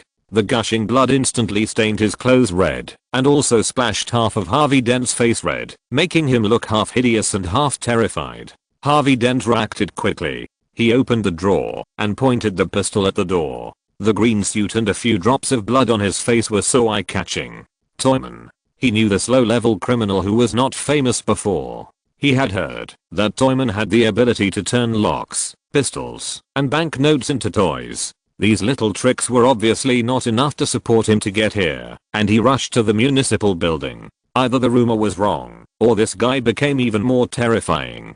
"Hello, Mr. Harvey Dent." Lizu threw away his pistol and raised his hands in cooperation. "I'm here to bring you a message. Your two children were kidnapped on the way to school this morning." Harvey Dent was shocked, but then he found something wrong. "Impossible. I didn't receive a call from the school. If it was her, maybe the school bus driver was also killed, or the whole school was kidnapped," Lizu said calmly. "If you need help, it's best to contact Batman. He has guessed the relationship between the Joker and Batman, and he doesn't mind bringing up his boss." Before this, Lizu had been struggling with the two choices of destroying the Joker and destroying the world with the Joker. Considering his limited power, after getting enough information about this world, he gave these people the opportunity to choose their own destiny. Of course, no matter what fate chooses, Mr. Harvey Dent in front of him has only one ending. Harvey Dent stared at Lizu, and the pistol was also locked on his head. There are only a few criminals who can still run rampant in Gotham, and there is only one person who can make the Toyman confidently fight for his life: the Joker. Dent picked up the phone on the table and yelled, "Bring Thomas Wayne and Cobblepot here." He hung up the phone violently and glared at Lizu. "Madman. Bastard. Do you think you and the Joker can escape my punishment? I can shoot you now." "Of course you can." Lizu still raised his hands high, "but you don't stand a chance." Bang! A huge box appeared out of thin air and hit Harvey Dent's gun holding hand. The gun went off accidentally, and the muzzle moved down and hit the body of the poor security guard, who fell to the ground, causing the security guard, who lost too much blood, to lose his life completely. Harvey Dent fell to the ground with the sudden box on his back. When he struggled to stand up, the pair of magical hands had already grabbed his head. Municipal building. Two long cars appeared one after the other and stopped at the door. The car door opened and a figure came down respectively. One was a burly middle-aged man in a suit, exuding a powerful aura. The other was an ugly fat man in a white tuxedo, who looked like a penguin. His single-lens gentleman glasses could not hide the jerkish aura on his body. One tall and one short. The two looked at each other and walked to the elevator side by side. Ding! The elevator door opened. The people who had been waiting in line for the elevator dispersed automatically and looked at the two respectfully as they walked into the elevator. "The Gambling Commission is going to revoke your business license, right, Thomas?" asked the short fat man who looked like a penguin. Thomas's answer was very concise. The short penguin seemed to have long been accustomed to the other party's way of chatting. He flipped through the information in his hand. By the way, there is this one. There are surveillance footages here. Several Romani people sneaked in. They didn't do anything weird. They just boasted, drank, pushed and shoved, and did some childish things. He looked up at Thomas in the elevator. The man with grey hair was like a statue, motionless. Obviously he was not interested in these things. Now that Sal is dead, they can't make a big wave, but I think we may have lent too much money. Thomas finally spoke up when he heard this. Don't cut off their retreat now, Oswald. I opened the nightclub to attract criminals and strengthen control over them. What was the result? Penguin asked back. Thomas's answer was still simple. Very good. As Penguin nodded, the elevator stopped at the 17th floor. Someone has already controlled everything here, but it's not the police. Ever since Harvey Dent decided to sign the contract to privatize the Gotham Police Agency, the police have long stopped caring about this place, and they should be called security guards. The two walked out of the elevator side by side, and a man in a windbreaker was already standing at the door waiting. Jim James nodded at the other party. This subordinate with justice in his heart is as rare as a red wolf that is about to become extinct in this collapsing world. I received a message that a guy in a green suit walked into the building easily. Jim Gordon nodded, followed Thomas and whispered to him what he knew. It can be seen on the monitor that he shot and killed 2 security guards, and at that time the assistant received a call from Mr. Dent asking you and Mr. Cobblepot to come. At this point, Jim nodded to the short penguin. Perhaps Mr. Harvey Dent had already taken control of the situation at that time. They walked forward while talking. There was a body outside the door, and there was also a body in the room. This is the gun that guy used, and the type of bullet, but he began to hesitate. What's wrong?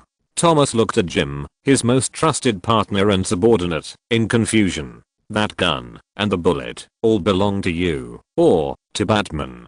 Jim Gordon turned around and came over with a pistol. The penguin on the side shrugged. Obviously he was also one of the insiders of this secret.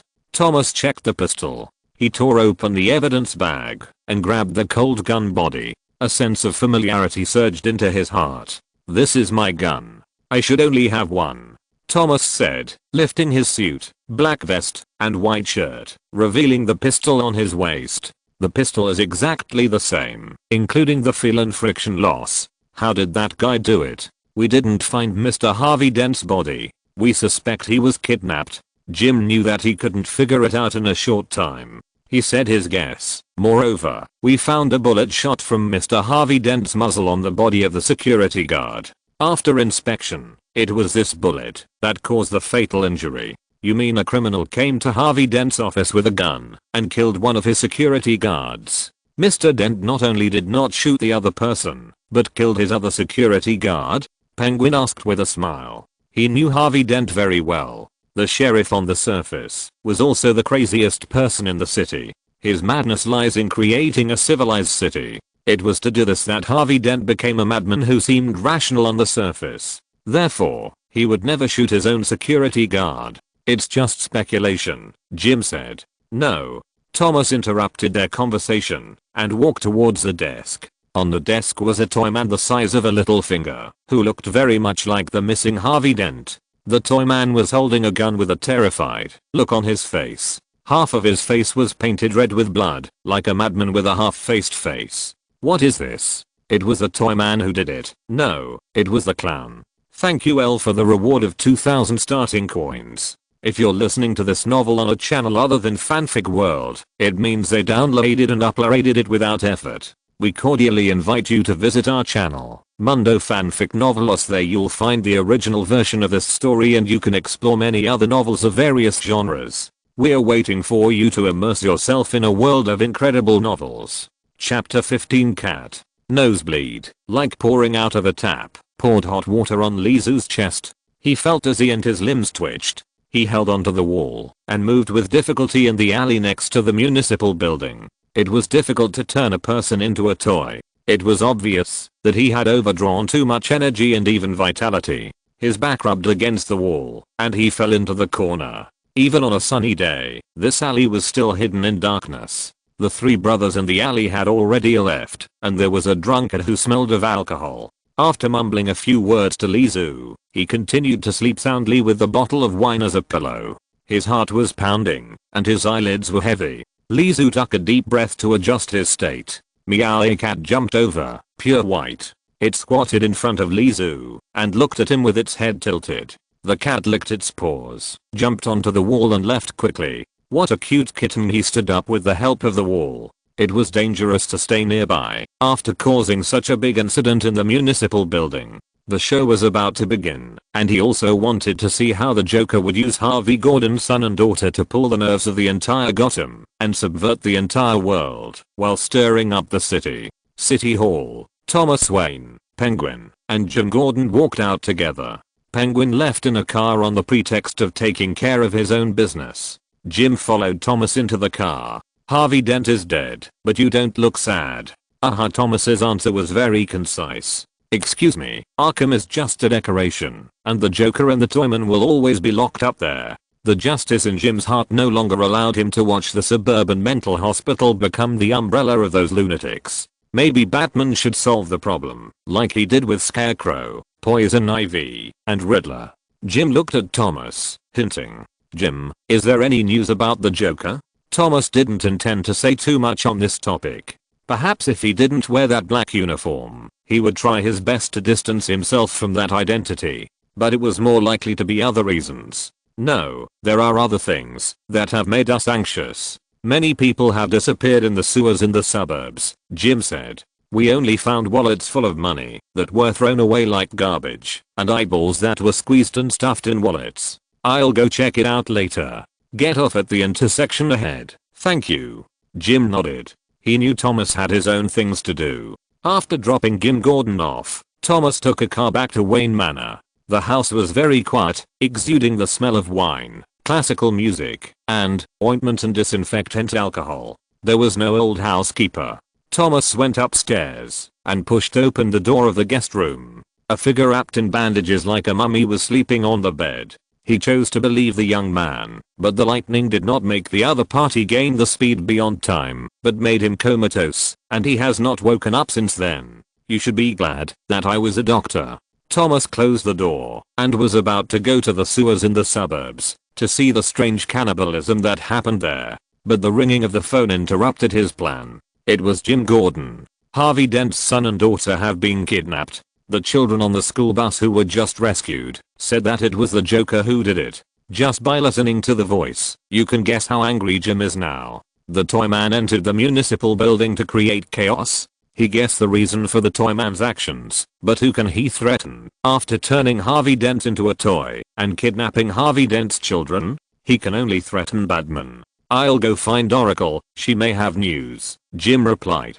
Thomas put down the phone. When his countless troubles were not solved, another new problem arose. He had to ensure the safety of Harvey Dent's children, at least before the new sheriff arrived. He could give the other party a satisfactory answer, so that it would be possible to maintain the privatization of police force. Jim put down his mobile phone and put it in the right pocket of his windbreaker. He held his glasses and walked into the basement of a building.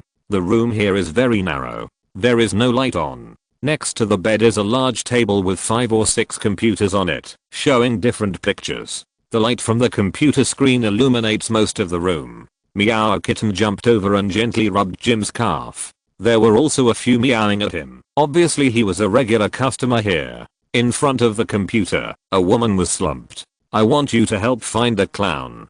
Jim walked behind the woman's chair, and the reflection of the screen on his glasses blocked his eyes. Jim, why is that monster still alive? The woman asked back with a sad expression. Selina. He gently pressed the woman's shoulder to convey his comfort. You don't have children, right? Selina asked him. No, and there is no time. Jim's answer was not only helpless, but also fear. The devil was not judged, and the sin could not be eliminated. He was afraid that his family would be implicated, and the wisest choice was not to have relatives. Even if you rescued those children, Thomas would do his best to make them recover, but nothing can be restored. Never never. Jim gently wiped Selina's tears with a tissue, and the cat also closed its mouth. The room was quiet, with only sobbing. After a long while, I don't know where she is, Selena said, but I found the toy man. He looks terrible. His eyes, his nose, and mouth are all bleeding. Maybe you can tell me where he is. Jim's eyes lit up.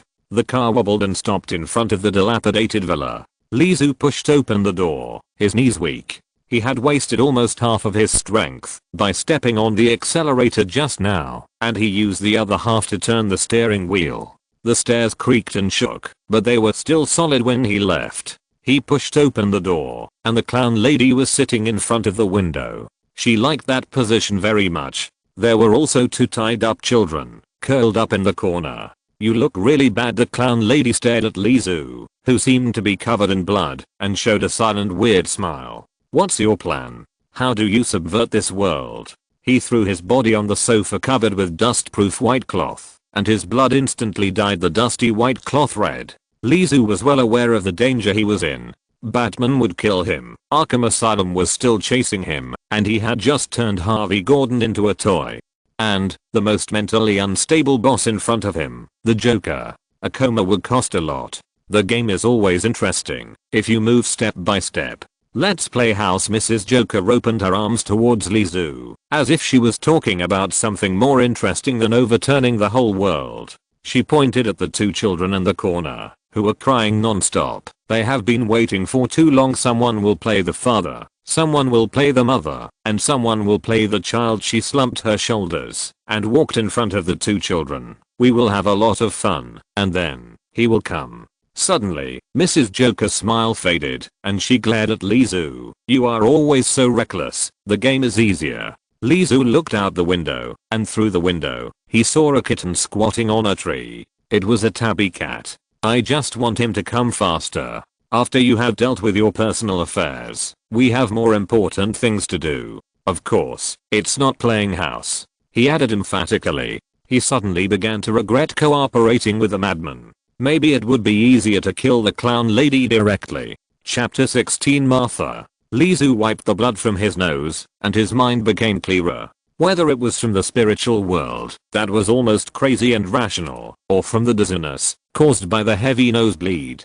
the child was tired of crying, and the house became quiet. It was already afternoon, and the sunlight shining through the huge French windows made people feel peaceful. He struggled to stand up from the blood-red sofa, and through the glass he could see a cat squatting on a tree branch, a black and white spotted cat. Meow. The cat noticed his gaze, cried out, and jumped down the tree. Damn Batman, damn Harvey Dent, damn. Ms. Joker was still cursing, which was not like her usual self. She rarely gets angry about something, but this time, she seemed unable to suppress the anger in her heart. Lizu pushed the door open and walked out. He began to wonder which of the 2 things, teasing Batman or subverting this broken world, was more attractive to the Joker. 2 footprints were left on the portrait of the Son of God that fell to the ground and was outlined with a bright red twisted smile. This is a world that even gods are helpless. On the 3rd floor, there is a balcony. Crows pecked at the tiles, their shadows stretched long by the setting sun. After hearing the footsteps of Lizu, they flapped their wings and flew away, leaving a series of dumb sounds above their heads. Lizu was on the balcony, and there was a cat looking at him strangely. He didn't care about the cat, just opened his hands. A wooden box appeared out of thin air and fell from the sky in front of him. He opened the box and found it was empty. Lizu put the toy of Harley Quinn into a corner of the box. The box disappeared immediately. Turning a whole creature into a toy is completely different from turning a part of the other party into a toy. The smaller the living person is, the less energy and physical strength he consumes. It's like an installment payment. The amount of the down payment determines whether he will be relaxed or tired in the future. But he can't think of the advantages of a life-size toy compared to a finger-sized toy. Squeak. The sound of a car braking came from downstairs. A middle-aged man held a mobile phone in his right hand and a pistol in his left hand. He immediately noticed Lizu on the balcony on the 3rd floor and raised his pistol. Lizu raised his hands obediently. Those 2 kids are on the 2nd floor. Don't shoot, stay there and don't move. The middle-aged man's glasses reflected the sunset, and his beard blocked the expression on the lower half of his face. But from the sound, he should be talking with gritted teeth. Of course, I will never move, Lizu promised solemnly. He really didn't think of moving because the guy downstairs couldn't come to the third floor. Jim Gordon was very serious. From the surveillance video, it can be seen that it was this guy in a green suit who turned Harvey Dent into a toy the size of a finger.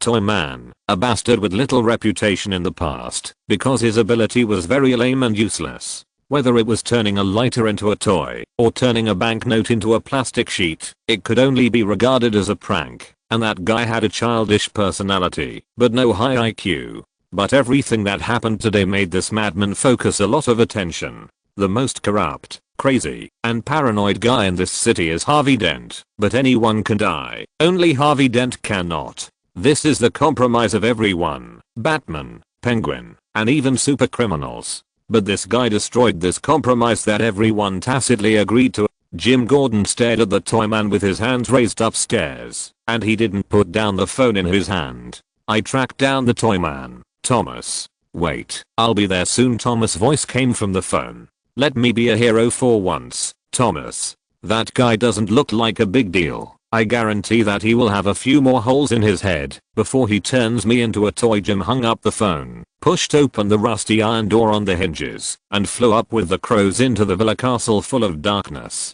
The door on the first floor was open. He walked in. There were no windows, only a faint light shining in from the door. It was very dark.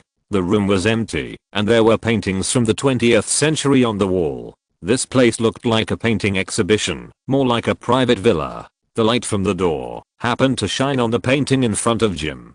Jim's eyes shifted to it involuntarily. The painting showed a group of monsters. They didn't look like any kind of demons, but they were definitely not human. They just retained some human characteristics. Most of them stood upright on 2 feet and leaned forward, looking like a group of dogs. The painting depicted them in groups in cemeteries or tunnels, fighting for prey. Those prey, with their eyeless faces, were so terrifying. In other paintings, those creatures jumped into open windows at night and squatted on the chests of sleeping humans, ready to bite their throats. There was a painting that showed them surrounding a witch who was hanged on Gallows Hill, barking non-stop, and the dead witch's face was very similar to this. Jim Gordon felt a little uncomfortable and mentally exhausted. He forcefully turned his eyes away from the painting. Even if a normal person stayed in such a place for a long time, looking at this painting would definitely fall into madness and fear. The stairs on the second floor creaked. Woo woo woo woo. There was a sound of someone covering their mouth. Jim perked up and slowed down. At the door on the second floor, turning to the obtuse angle on the third floor, there was a portrait of the Son of God. The bright red paint gave him a weird smile. The sound of woo woo woo came from the room. Jim held his heartbeat. He took out his gun and pushed open the door. Bang bang bang. Lizu sat on the balcony, listening to the gunshots downstairs. There should be a winner, and he also hoped that the man who looked at justice could kill the Joker. But the screams also explained everything. As expected, the Joker won. Boom boom boom. The roar of the engine. On the distant horizon, a black Jeep rushed forward. This is a Batman without a Batmobile. The black cape fluttered in the wind, and he also heard the gunshots. Martha. Batman roared. What did you do again? Lizu's smile suddenly froze. The development of things was beyond his expectations. This was the first time. He grabbed his hair in annoyance. The slight stinging of his scalp could help him concentrate. Batman ignored Lizu. He jumped up and pulled himself with a rope to break the window and flew into the second floor. Don't do this again and again, Joker.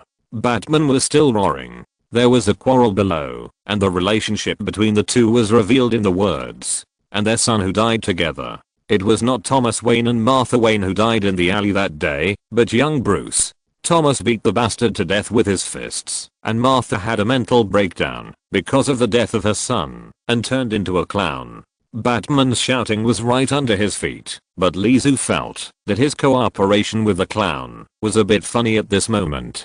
He did not meet a real clown. Working with a crazy woman who has lost her child, it makes me look crazy, no matter how you look at it. The real Joker can help Lizu achieve his goal of subverting this broken world, but Martha Wayne is just a crazy woman who is obsessed with children.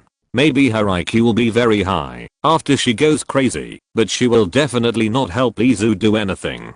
The love between her and Batman also destined her to have only Batman in her eyes. Two figures fell from the broken glass, and Batman used his body as a cushion to protect the Joker. The touching relationship between husband and wife was so boring in Lee Su's eyes at this moment. The sky changed quickly, and suddenly it was covered with dark clouds, lightning and thunder. The rain fell down. Lee Su stood up. Maybe it's time to leave Gotham. Chapter 17. Sewer Monster. Lee Su stopped at the door of the second floor, stepping on the portrait of the Son of God.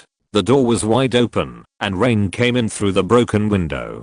The air was wet, and there were thunder and lightning. There was also the sobbing of a child. He thought, turned and walked into the room. The boy and girl squatted on the ground, and their mouths were sealed with tape. There was a corpse lying on the side, with the throat cut. It was the man who rushed in with a gun just now. Woo woo woo. Seeing him walk in, the two children curled up like frightened kittens. He raised his index finger and signaled the two children to keep quiet. He walked to the corpse, took out a mobile phone from the other party, and found a number in the address book. It said, Copper Pot.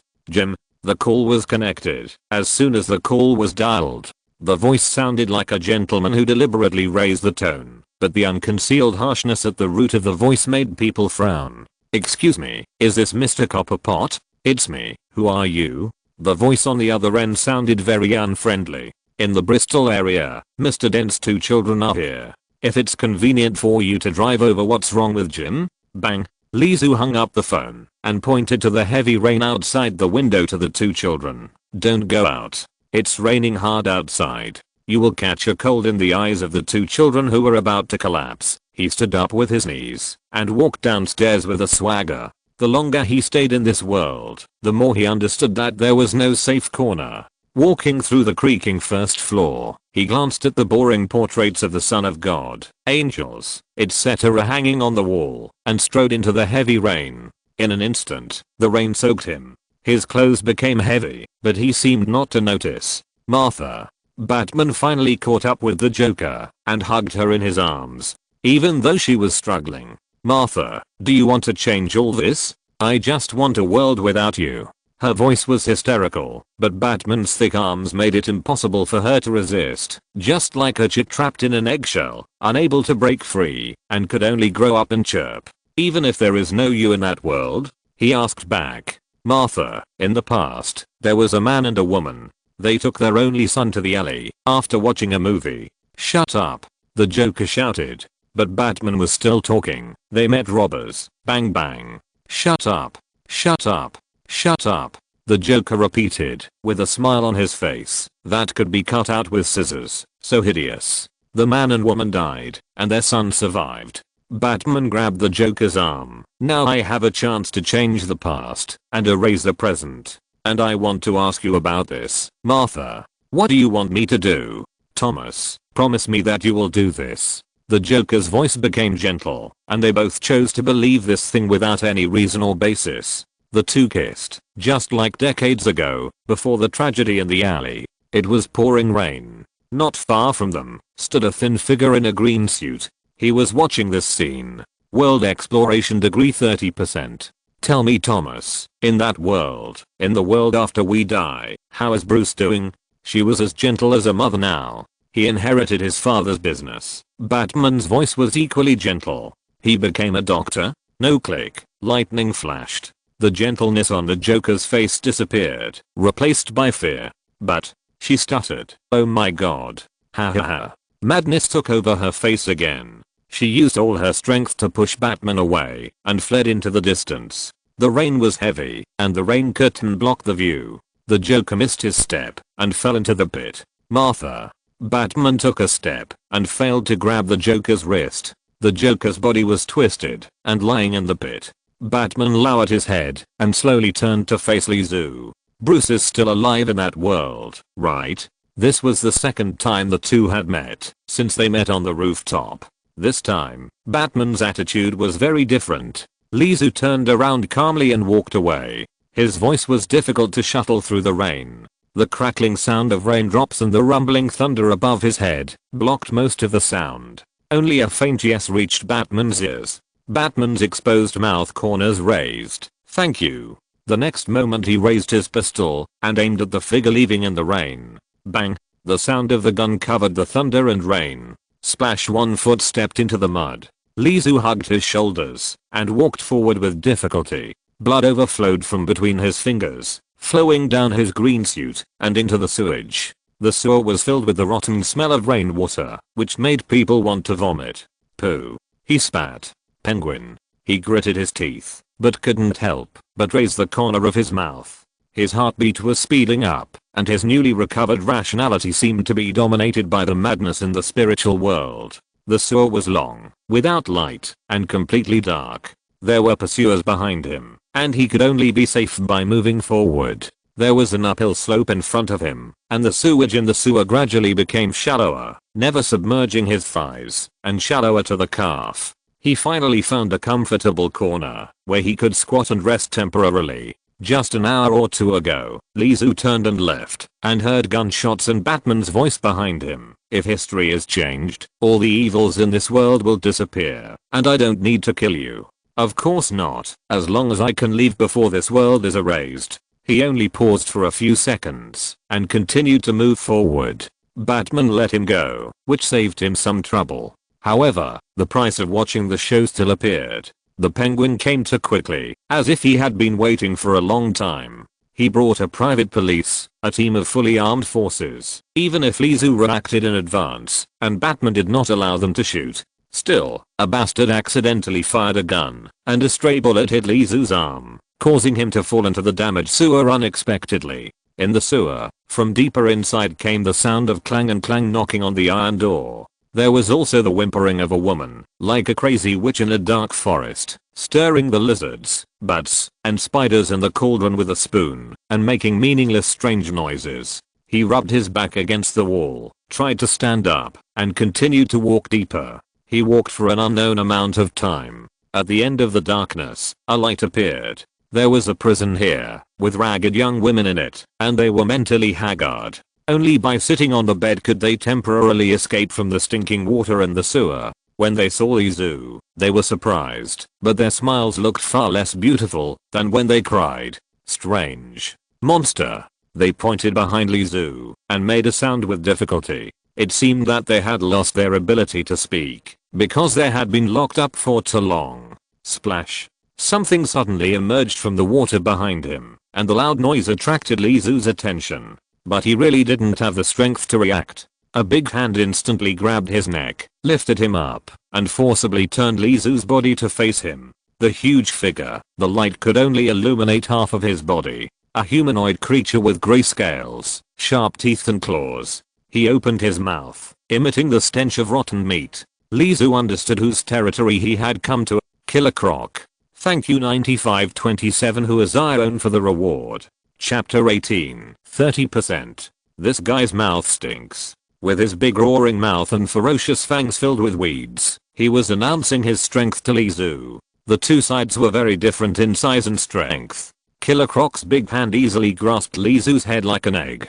His sharp nails gently rubbed Lizu's neck, leaving a trail of red marks. What Lizu was considering now was whether he should grit his teeth and close his mouth and learn to eat raw eggs so as not to be crushed if he didn't want his head to be crushed immediately. That's right, even if his life was in the hands of the other party, he still had time to think about it. Killer Croc didn't mean to crush Lizu's head, he wanted to have a full meal. And before the meal, he hoped that the little guy in front of him could cry and beg for mercy, which would make him feel much better. The stalemate didn't last too long. Roar. Killer Croc roared suddenly. Perhaps he had lost his ability to speak after hiding here for too long. He roared and threw Lizu away, slamming him against the iron gate. He grabbed the back of his hand with his other hand. His sharp nails scratched quickly. Sizzle, sizzle. As his nails scratched, a few scales fell off and floated on the sewage. The scales were plastic. After that, there was blood with a foul odor. The blood fell into the sewage and disappeared. Only the plastic scales were rippled with the water. Ahem. Ha ha ha. Lizu struggled, but could not get up. He was laughing. The previous one made his ribs make a crisp sound. Lizu's laughter made Killer Croc very unhappy, as if a terrible monster in Gotham appeared in front of him. It was a monster that looked like a human, but was even less human than himself. He had many opportunities to crush the other's head, but he was always fooled by the other. Now, he felt that the guy in front of him was very similar to that guy. Killer Croc pounced over and lifted Lizu up easily. He was ready to give him a quick end first. Even if Gotham was occupied by Batman and the police, even if he was only teased unilaterally by cooperating with the Joker, at least he could declare it here. I'm the king of the sewer. Killer Croc roared. You have great ambitions. Lizu stopped laughing and put his hands on Killer Croc's open jaws. This was the third time Lizu was so close to death. Whether it was the confrontation with Batman or the duel with Harvey Dent in the office, he would have a premonition that he would die in an instant. It was the same when he was caught by Killer Croc this time. The fangs were right in front of him. Hula, the blood from his nose was like a tap spraying hot on Killer Croc's scales. I wonder if you are interested in going back to Gotham with me? Trampling those high and mighty people under our feet. Let them see who is the master of freedom. Lizu, who was bleeding from all 7 orifices and looked miserable, still asked with a smile. Killer Croc had murderous intent in his eyes. He just wanted to kill the bastard in front of him. He bit off his head and stuffed his eyeball into the left pocket of this disgusting green suit. But he found that it was difficult to move his body. It seems that you refused. Boom. Killer Croc let go of Lizu and fell into the sewage. It was even more unimaginable for Killer Croc that he was floating on the water. His brain gradually became dizzy until he completely lost consciousness. Lizu bent down and picked up the thumb-sized Killer Croc plastic toy. He used his sleeves covered with sewage to wipe the blood from his nose. Turning a big guy like Killer Croc into a toy should be a very difficult thing, but this time it felt a little easier than the last time he turned Harvey Dent into a toy. And the relationship between everything may be related to toyization. Before this, toyization, mastery, 21%, became toyization, mastery, 1%. The world exploration degree is 30%, and what can be obtained is obviously different from 20%. His ability is directly improved, but he is not in the mood to study these now. Lizu staggered, unlocked the iron door, and walked in. The 4 women huddled in the corner of the sewage, watching him with horror as he fell heavily on the bed. The stench was rampant, and the festering wound on his arm, coupled with the pain of broken ribs, woke Lizu from his drowsy sleep. He opened his eyes, and the stench in the sewer seemed to be even stronger. 2 days? He had a countdown timer. Waking up from 50 hours of slumber made him feel energetic, but also physically exhausted. A cry of surprise came from covering her mouth. The 4 women imprisoned here were still hiding in the corner. Even though Killer Croc had been killed and Lizu was unconscious, they still didn't dare to leave. They were like dogs that had been tied to a chain for a long time. Even if the chain broke, they didn't dare to leave their range of action without permission. Lizu only glanced at the 4 women, turned over and got out of bed, wading through the sewage step by step. The women looked at his staggering figure, looked at each other, and followed silently. It was very painful to rush through the sewer. Fortunately, the rain stopped, and the water level in the sewer was lowered a lot, so that the sewage would not soak the already festering wound. A few gray-haired mice swam on the water in panic. There were also bats living here. Lizu still held the Crocodile Man toy in his hand. He tried to reverse the power, and the Crocodile Man toy changed from the size of a thumb to the size of a head. His head began to feel dizzy again. Finally, the half-human high Crocodile Man was thrown into the prop box. After walking for more than 2 hours, the view in front of him suddenly became clear. It was a sunny day, in the morning. The weather was a bit cold, and the wrinkled green suit on his body turned black and exuded a disgusting stench. The women also looked like savages, but they cheered at this moment, cheering for their freedom. But when Lizu's eyes shifted to them, they gathered together in fear and remained silent. Lizu held his injured arm and walked back to the villa where the clown had stayed before. The iron door of the shaky villa was still open. The scarecrow erected at the door as a prank seemed to be driving away any passerby who strayed into this horror paradise. Crows landed on the treetops and flapped their wings to greet Lizu when he came back. Woo woo. Several women huddled together in fear. Without an invitation, they chose to follow Lizu and came to this villa castle that looked like a haunted house. Lizu walked into the first floor, and the portrait of the Son of God on the wall disgusted him. Ah. The women who followed in pointed at the wall and screamed, as if they had seen some terrible scene. It was a pity that Lizu's attention was not on them at all, and he went up to the second floor alone. He violently lifted the white cloth covered with dust, and in a burst of dust, he picked up a Western knife. He wanted to treat himself. Even if he had no medical knowledge, he knew that a bullet would not end well if it stayed in the body for a long time. He was lucky there was a medical kit here. The women, like rabbits, stood in the distance, watching him tear his clothes, cut open the abscess with a knife, pick out the bullet, and bandage the wound. Sitting on the blood-stained sofa, he tilted his head and looked at the women. Do you feel that this world is unfair?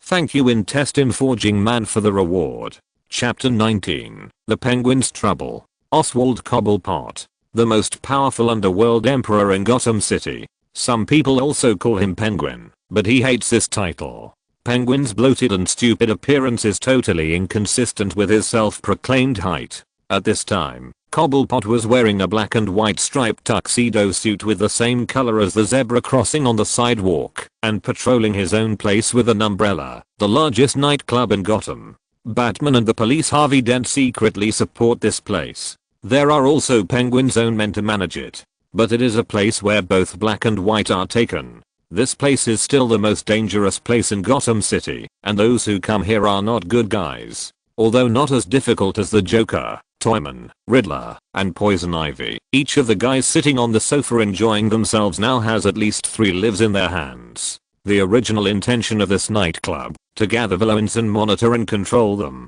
Penguin completed his goal of becoming the emperor of the gang. Batman got the piece he wanted, and Harvey Dent handed in a perfect answer to the above, and was highly praised. A win-win situation. Harvey Dent, if you were still alive, what a pity. The Penguin smiled and adjusted his glasses. Perhaps only Harvey Dent could understand what pity meant. Boss. The little giant, who was 6 feet 5 inches tall, squatted down and leaned close to the Penguin's ear. There is trouble coming. After he squatted down, his body was still like a small mountain to the Penguin. Where did the little guy come from again, playing a game of pushing and shoving here? The Penguin didn't care. Whether it was fighting or killing, it was just a small fight in his eyes. Besides, he was in a good mood now. The last 2 troubles in this city, the Joker and the new Toyman, died and disappeared.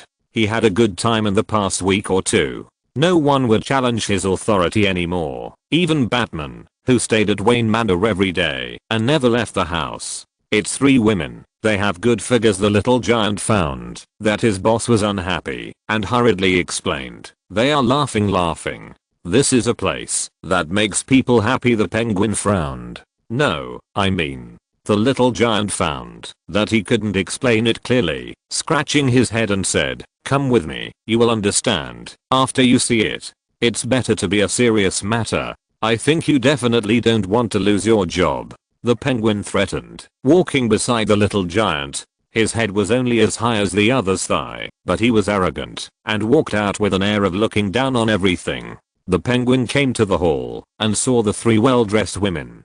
They had beautiful figures and revealing clothes. They were holding up their wine glasses and laughing. Drunk women, laughing. This is nothing. Many wealthy businessmen who claim to be romantic even like to take this opportunity to have a romantic encounter. But now, everyone is hiding far away, looking at the 3 women. The Penguin's brows also frowned. Yes, they are laughing. But their faces are covered with thick white foundation, and big smiley faces are painted with red paint. Their smiles are crazy. This image is taboo in Gotham. The Joker. The Penguin saw the Joker's body with his own eyes. Even Batman's tears. The Joker is indeed dead. He fell to his death. This news has not been made public, but for the Penguin, it is enough to let him put down all his worries. The Joker is back.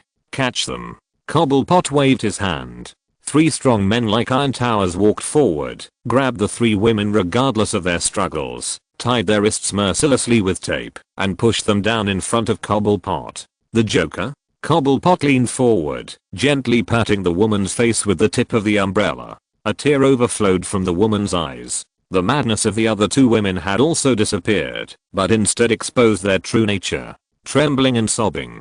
"Don't tell me this is a prank. Tell me everything when I'm in a good mood." The Penguin was a little impatient. This feeling, unraveling the mystery, as if the real bastards were always watching him in the corner, made him angry and crazy. She knew that the 3 women in front of her were just puppets. A man told us to do this. He gave us clothes. He put makeup on us. He told us to come here and drink. At 10:25, start laughing. The louder the better. The 3 women talked one after another, without hiding anything.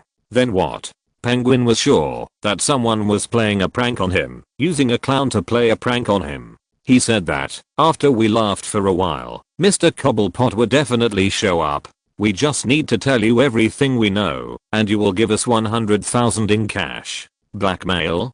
Penguin laughed. A man who had never met him before only asked 3 women he didn't know to come and wanted to take 100,000 without any exchange conditions? I'm afraid he will be disappointed. He can't take a penny. Penguin waved his hand. "Throw them out." The glass door of the nightclub was pushed open, and the 3 women were violently thrown out. They rolled on the ground for several rounds before they got up. Being thrown out, this scene attracted the attention of many people. A younger woman came over quickly and helped the 3 people up. The 3 people who were crying in fear just now wiped off the white foundation on their faces and smiled.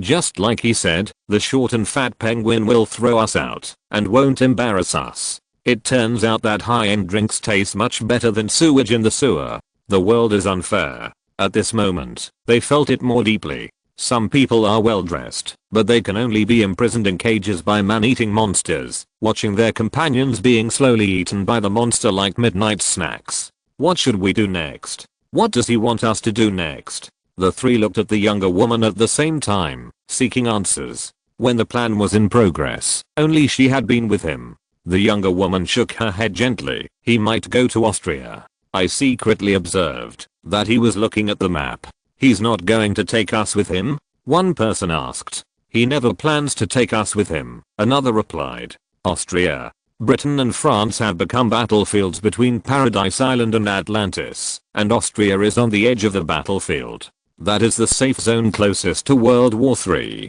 "Let's go to Austria." Penguin returned to his lounge angrily. The umbrella slammed to the ground. "Bastard. Bastard. Bastard." He cursed. A prank had already raised his heart to his throat. "What's that smell?" His hooked nose shrank. It was the smell of disinfectant. "You seem very angry, Mr. Cobblepot." Behind the desk, the chair with its back against the door slowly turned. A man was sitting on the chair that belonged to Penguin. He was wearing a doctor's white coat, and the smell of disinfectant came from him. Toyman. Penguin's heart skipped a beat. A series of events that began a few weeks ago showed that Toyman was no longer an insignificant criminal. His abilities were more powerful than known, and his brain was even crazier. According to the news leaked from Arkham Asylum, he escaped from Arkham on his own, and when faced with heavy siege, he did not choose to escape, but tied the doctor who was responsible for the electroshock treatment on him the day before to the electric chair. It is said that the Arkham doctor has lost his mind and has become a new patient of Arkham. This guy is vindictive, which is definitely not good news for Penguin. "Did you tell those 3 women to come here to make trouble?" Penguin raised his head, but his tone seemed to be looking down on the man in front of him. He was interrogating. "Are you ready to face my anger, Penguin?" Lizu stood up with the help of the table and looked down at Penguin. Penguin's eyes turned, and he actually took the initiative to ask for peace. With amplified volume, he shouted, "Dear Toyman, you must believe that it was definitely not me who fired the gun that day. This was a signal to the men outside." What surprised Penguin was that Lizu was indifferent to his behavior and let him shout. Lizu turned over the table and walked in front of Penguin. Penguin pulled the umbrella back. This umbrella had been scientifically modified. With just a small button mechanism, Lizu would have 7 or 8 ways to die. But Lizu just grabbed the umbrella. And at that moment, the umbrella quickly changed and turned into a plastic toy umbrella. Another big handful of magic also pressed on Penguin's head. The voice was like the bass of the devil in the Black Forest. "Penguin, are you ready to be exhibited in my window? I will leave the best view for you. Thank you for the reward of Telyanchuan, who is the kami of the new world." Chapter 20 about Superman. Just a few days ago, at Harvey Dent's funeral, he saw with his own eyes that the plastic toy, which was only the size of his little finger, was put into the coffin, filled with soil, and covered with the stars and stripes. It was a solemn and weird funeral with a sense of both laughter and tears. But no one could laugh. At this moment, the palm pressing on the Penguin's bald forehead was very hot, and he could also feel the other's heartbeat speed far faster than that of an ordinary person through his palm. I think there must be a misunderstanding between us, the Penguin laughed awkwardly. He didn't want to become a plastic toy, standing in a glass window every day for people to fiddle with, or even worse, being thrown out by a child to tease the dog. As for whether it was a real misunderstanding, or he regretted in his heart that he couldn't completely kill Lizu with one shot, I believe Lizu didn't care at all. You villains, you have done too many things that go back on your word. I dare not believe it, Lizu said righteously.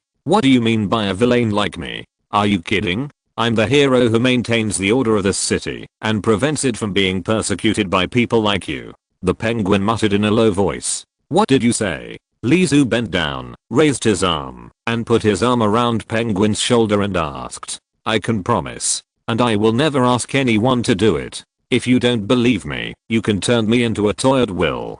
Penguin immediately raised his hands obediently, looking like a bloated penguin in an aquarium, shaking his body. Very funny. What do you need? Do you have free pastries here? Lizu rubbed his stomach and frowned. Eating cereal this morning is a bit not to my taste. I still like a salty breakfast. Penguin cursed in his heart, but kept a smile on the surface and replied, of course. I will ask someone to prepare lunch now. After confirming that Lizu's hand was always on his shoulder, Penguin chose to cooperate in a friendly manner. Steak set meal, plus 2 bottles of champagne. When Lizu had enough wine and food, he made another request, which surprised Penguin even more.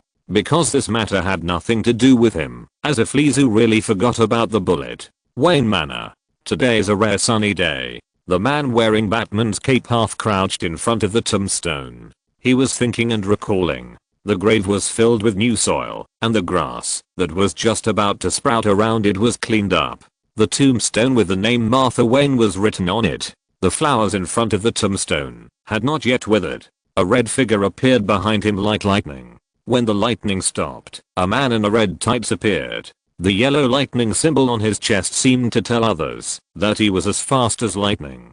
To this world, he is a new superhero. If Lizu saw him, he would definitely call out his name directly. The Flash. Thomas, it's time for us to act. The Flash took off his hood, revealing his blonde hair and handsome face. It seems that their method of using lightning to obtain super speed has succeeded. Barry, we must succeed. Batman stood up, his voice like a hammer chiseling a nail, every word sonorous and powerful. After the death of his wife who had fought with him for half his life, Batman now has only one idea in his mind, to modify history and resurrect his son. Although I'm very fast, I'm not fast enough to travel through time. We must find the Reverse Flash, Barry said solemnly. He is taking away some of the power.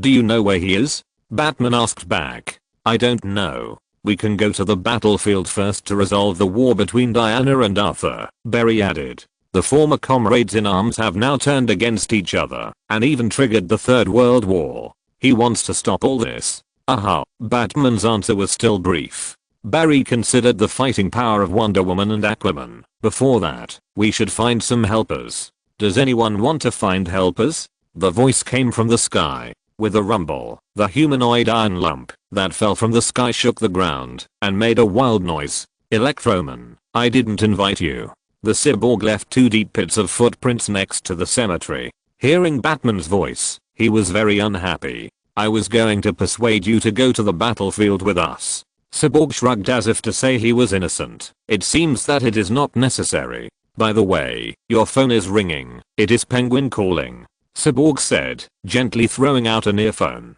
Batman took the earphone. Thomas. A voice came from the other end of the phone. Aha, remember what Jim said about the sewer monster? Penguin said, without you, we can't solve it. Wait until I come back, Batman replied. After the operation, all the history of this world for decades will no longer exist, and the sewer monster will naturally no longer exist. Come back. Where are you going? Cobert, you don't need to know more. He took off the earphones and threw them to Cyborg. Cyborg Flash was very surprised to see Cyborg. Can you help check if there is a couple of Kents in small town, Kansas, and whether they adopted a child decades ago? Cyborg put the earphones into the arm storage tube and cut off the signal. Who is this? Barry, I'm very fast.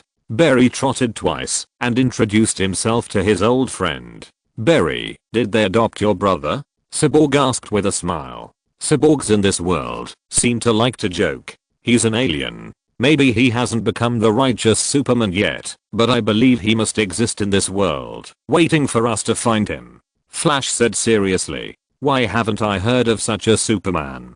Cyborg paused for a moment. He connected to the satellite above his head and investigated the information of the whole world. After a few minutes, he stopped. The Kent couple in Kansas, they have no children. What? Flash understood that this was a new change after he changed time. Guess what I found? 30 years ago, the military picked up a spaceship in Kansas and immediately built an arsenal. It was not open to the public, and I can't find any information here. Gotham nightclub. Penguin turned off the phone. The sound just now echoed in the whole room. Both of them heard it clearly, and he didn't need to explain it again. He obviously doesn't want to go to the sewer to find that disgusting monster. He couldn't guess what the Toyman was thinking, so he asked Batman to go to the sewer in the suburbs to solve the murderous monster. It was just that the Toyman's plan failed, which made him feel much better. Before the phone was hung up, the Flash's question also entered the ears of the two. A few key words: Kansas, the Kent couple. Superman Lizu couldn't help but raise the corners of his mouth, and his heartbeat accelerated with it. Yeah, how could there be no Superman in this world? Maybe Superman is also a supervillain? He guessed with evil taste. A bloodthirsty god on Earth. It will definitely allow me to explore this world faster. What? Penguin didn't quite understand what Lizu meant. You must have a way to obtain confidential information, right? Help me find someone. There should be a spaceship landing in Kansas. He pressed the Penguin's head with his right hand. This request could not be refused. Penguin well behaved and called someone. They have a powerful information collector. Although the woman is not mobile and cannot match the ability of a cyborg to connect to satellites and monitor the world, it is still a piece of cake for her to hack into the confidential system and find some information. Oracle, I want to find a spaceship. Thank you Juice Youth for the 1000 starting coins reward. Chapter 21 The Worst Superman. The sun is shining brightly, and Gotham is brighter today than any other day. Even though the sun is blocked by windows and curtains, it still scorches the air, and the skin can smell the burning smell. This is the most abnormal noon after the summer. The cyborg stopped searching, disconnected the database connection, and opened his eyes. The location can be determined, but are you really sure you want to go there? It's a military restricted area. As a national military advisor, it is a taboo for him to trespass into the restricted area. Of course, compared to the national restricted area, the cyborg wants Flash and Batman to join the Third World War and completely quell the war. Then take action. Barry said to Batman, Thomas, get in your Batplane and rush over immediately. Superman will be our greatest help. What Batplane? Thomas asked. Don't tell me you don't have a Batplane. Barry had a bad feeling. How could Batman not have a Batplane? I don't have that thing, but we still have something to use, which can barely fly, Thomas said. An hour later, a private plane took off at the airport. And an hour ago, a plane had already left the airport runway. The plane passed through thick clouds, and after violent turbulence, it finally entered stability in the stratosphere. Lizu sat in the first class cabin of the plane, fiddling with a plastic killer croc toy the size of a watermelon in his hand. When he activated his ability again, only the thumb-sized toy was growing larger. The watermelon-sized toy was the largest form that Lizu could take without feeling a headache. The enlarged killer croc toy looked very lifelike.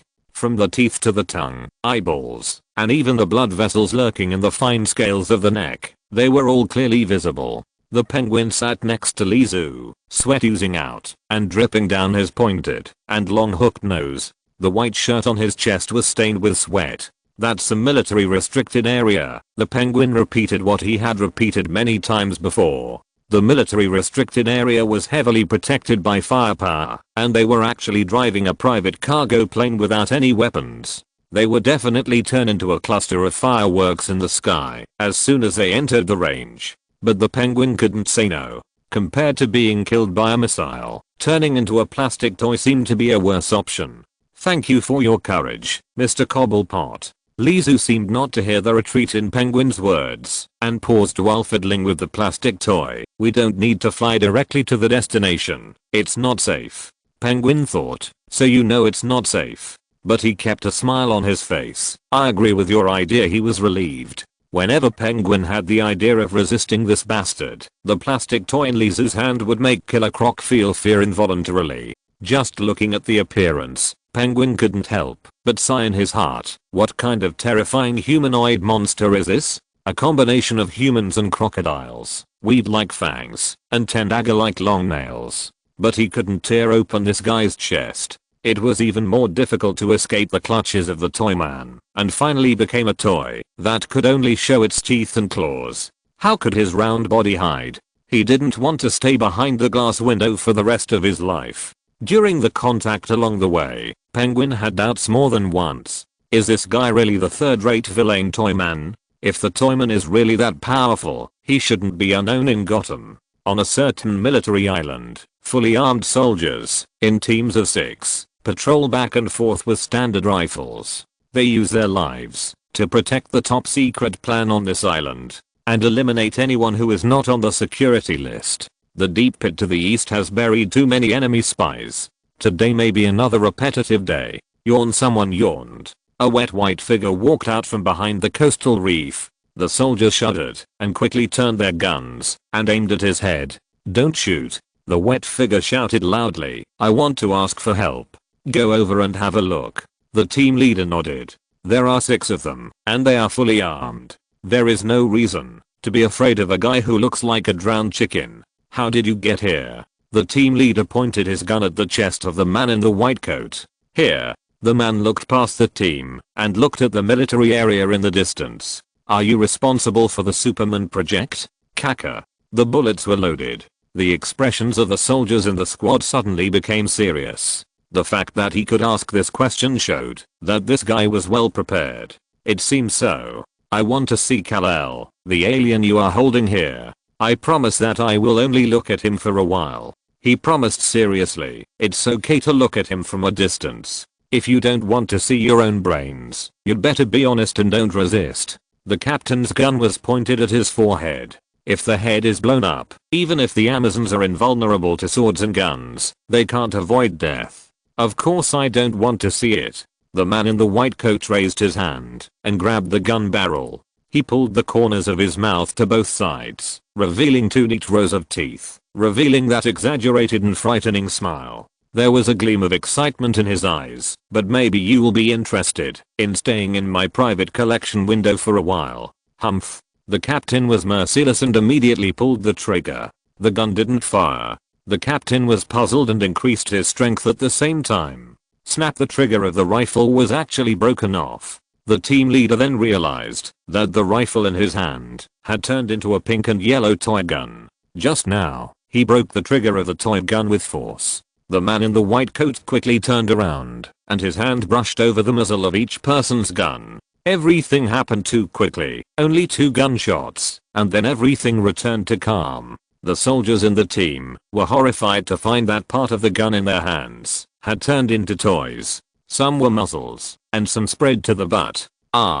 Another soldier was horrified to find that his hand had turned into a plastic toy, and the toyization was like a virus that quickly spread throughout his body. Bang! A living person instantly turned into a plastic toy, hitting the stone and bouncing away. 6 guns were disabled. 5 people more or less lost their resistance. The team leader was the last one, watching the hand reaching towards his face and gently patting his left cheek. A strange energy enveloped his body. Lizu changed into the team leader's clothes with satisfaction and put away the 5 toy figures as big as little fingers beside his feet. The prop box fell from the sky. There were 5 more toy soldiers beside the lying watermelon killer crocodile and the clown girl in the corner. Lizu shook his slightly dizzy head, and after throwing the naked plastic toy captain into the sea behind him, he walked towards the military base openly. He was arrogant, and walked all the way, and no one dared to stop him. A sealed glass room emitting red light. A skinny man curled up in the corner.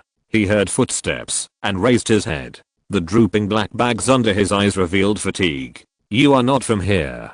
He looked at Lizu, who was wearing combat uniform, and standing outside the glass looking at him. "It depends on how you understand it. If I'm an earthling, I'm a local," Lizu said with interest. Who would have thought that this was Superman? Thin, weak, decadent, and lost confidence in everything. The light above his head that imitated the red star was the key to suppressing all of Superman's power. He was taken away by the military as soon as he came to Earth.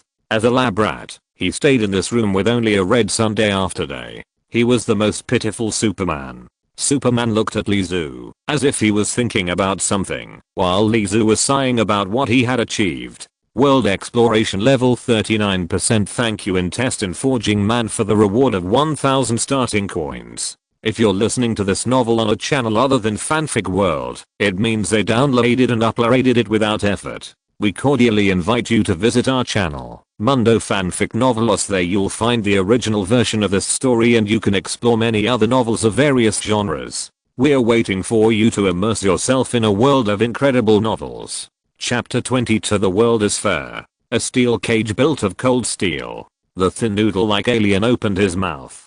"I have lived here since I was born."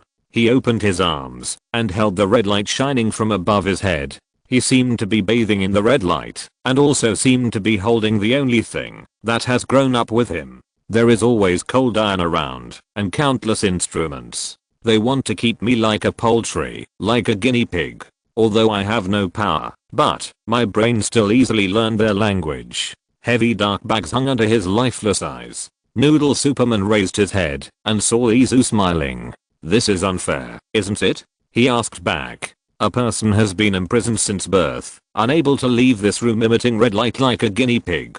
There is no human rights, no freedom, and even no sunshine. It seems that I was wrong. It's so disappointing." Lizu pressed the isolation glass with his right hand, as if he had some regrets. "What?" Noodle Superman was puzzled by Lizu's words. "What did you think wrong? You are not a god, you are a human. Me. If I were really a human, why did they imprison me here?" Noodle Superman pointed at the fence-like isolation wall. "He was just a trapped beast, a weak trapped beast." But the red light behind him suddenly lit up.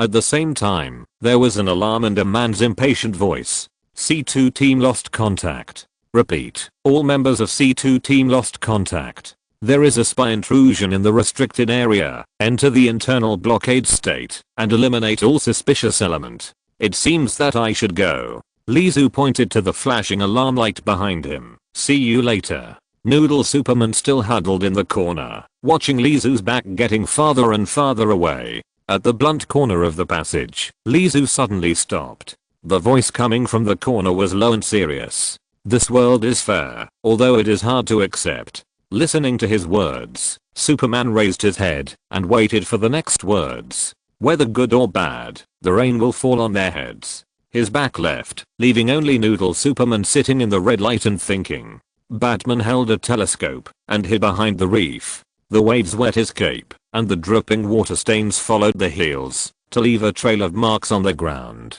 "Is this the place?" Barry asked. He saw teams of fully armed soldiers patrolling. Their faces were stern, and their guns were loaded. At the slightest sign of trouble, they would definitely sweep with a volley of bullets. "No, someone has invaded here." The cyborg on the side closed his eyes, and the computer system in the military base seemed to be non-existent in front of him. A small team of soldiers disappeared strangely. "It seems to be a spy." Then rush in to save them. Barry took a running posture. The speed force wrapped around his arms and calves, and lightning burst in the air around him. There was a dull explosion in the air, and the alert team of soldiers in front was knocked to the ground by the red figure. Batman, Cyborg, and Flash. The three people's invasion and attack were smooth and unimpeded, probably thanks to the spy who distracted their attention and prevented them from suffering too many interceptions. Boom. Cyborg smashed the thickened iron door with the cannon that transformed into his hand and then tore through 3 layers of walls one after another and finally came to a red room. In the room, a thin and frail man huddled in the corner. Kal-El, we're here to save you. Even though his friend in the Flashpoint world was thin and haggard, the Flash recognized him in an instant. Cyborg, break the wall. Of course, as you wish. Back off a little. Cyborg's left hand began to deform, and the energy was compressed and gathered at one point. After the explosion, the wall was torn apart. The Flash helped Noodle Man out. We'll talk about it later. Let's get you out first. The Flash looked at the thin and weak Noodle Man and found that he kept his head down and said nothing. Maybe he had been locked up for too long. The Flash comforted himself that no matter how many things were wrong with Superman, he was still Superman. We should retreat. Cyborg shouted loudly. Military reinforcements are coming. It seems that they attach great importance to this place. I heard that they dispatched 2 destroyers and Air Force support. Go. The 4 fought and retreated, and Cyborg's firepower temporarily had the upper hand. Finally, they walked out of the military base. The sun shone on Noodle Superman for the first time, and he closed his eyes. So, this is the sun, this is the sea, this is, Noodle Superman pushed Flash away and hugged his head in pain. Without the suppression of the red starlight, Super Hearing instantly received a huge amount of information. The sound of waves, the sound of wind, the sound of beach sand being blown, the sound of seagulls flapping their wings, the sound of fish moving their gills on the seabed, and the sound of seaweed swaying with the water flow, from far to near. All the sounds poured into Noodle Superman's brain. He hugged his head and curled up like a cooked red shrimp. At this time, the destroyer had stopped on the sea, and even a few fighter planes flew over his head at a low altitude in the sky. Batman's cape was rustling due to the wind, pressure from the plane. First, bullets rained down, then missiles attacked. In the blink of an eye, the sky was dark.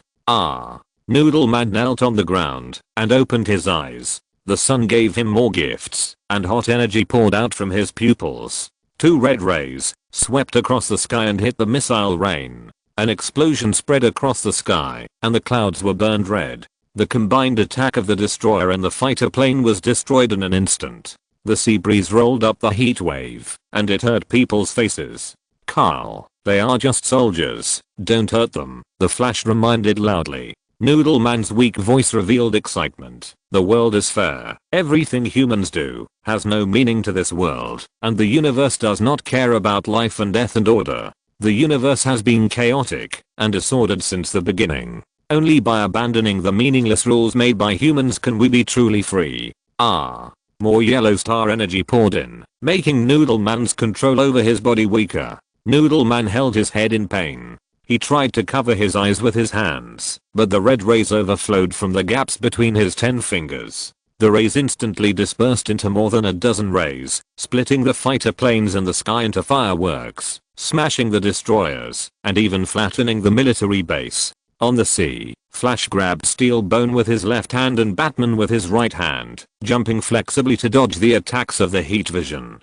When the indiscriminate attacks stopped, the 3 of them just breathed a sigh of relief, and Noodle Man was already floating in the air. He opened his arms and tried to hug the yellow star. You shouldn't be disappointed, I'm God. Noodle Man's voice was crazy. Carl, Flash just wanted to communicate with Noodle Man, but saw Noodle Man tearing the sound barrier and heading straight out of the atmosphere. It seems that the helpers you found don't want to help us. Cyborg shrugged helplessly. The military base was flattened, and only the 3 of them escaped by chance. Batman, what's wrong with you? Cyborg noticed that Batman Thomas was not in a good state. It was not because Thomas was held in his arms like a princess. It was for other reasons. He advised, even if that noodle thin guy leaves, we can go to the battlefield by ourselves. You know everyone needs your brain more. The 3 returned to the island. No, what he said just now reminded me of someone, said Batman, who landed on his feet. Advocate Chaos maybe. The long-term imprisonment has left some shadows in his heart, the Flash replied, shaking his head to get rid of the green-haired figure in his mind. How could Superman, who has been imprisoned here for many years, know the Joker?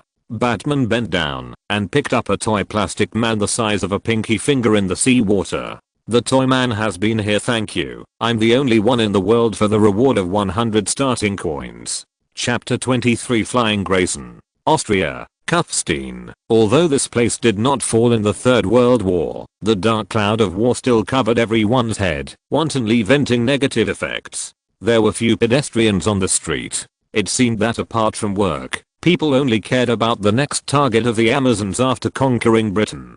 Should they go north, south, or directly attack Austria, which was not too far away? The horror of war made them breathless. Right in the park, next to the seesaw, a boy with golden curly hair holding a huge pineapple flavored lollipop looked at the man in front of him with wide eyes. This was a man wearing a dark green suit, black trousers, and yellow Oxford leather shoes. If you want to find the most distinctive feature of him, it must not be his face with a weird smile at all times, but his two socks of different colors. Watch it. The man bent down, took the lollipop from the boy's hand, and flicked it gently.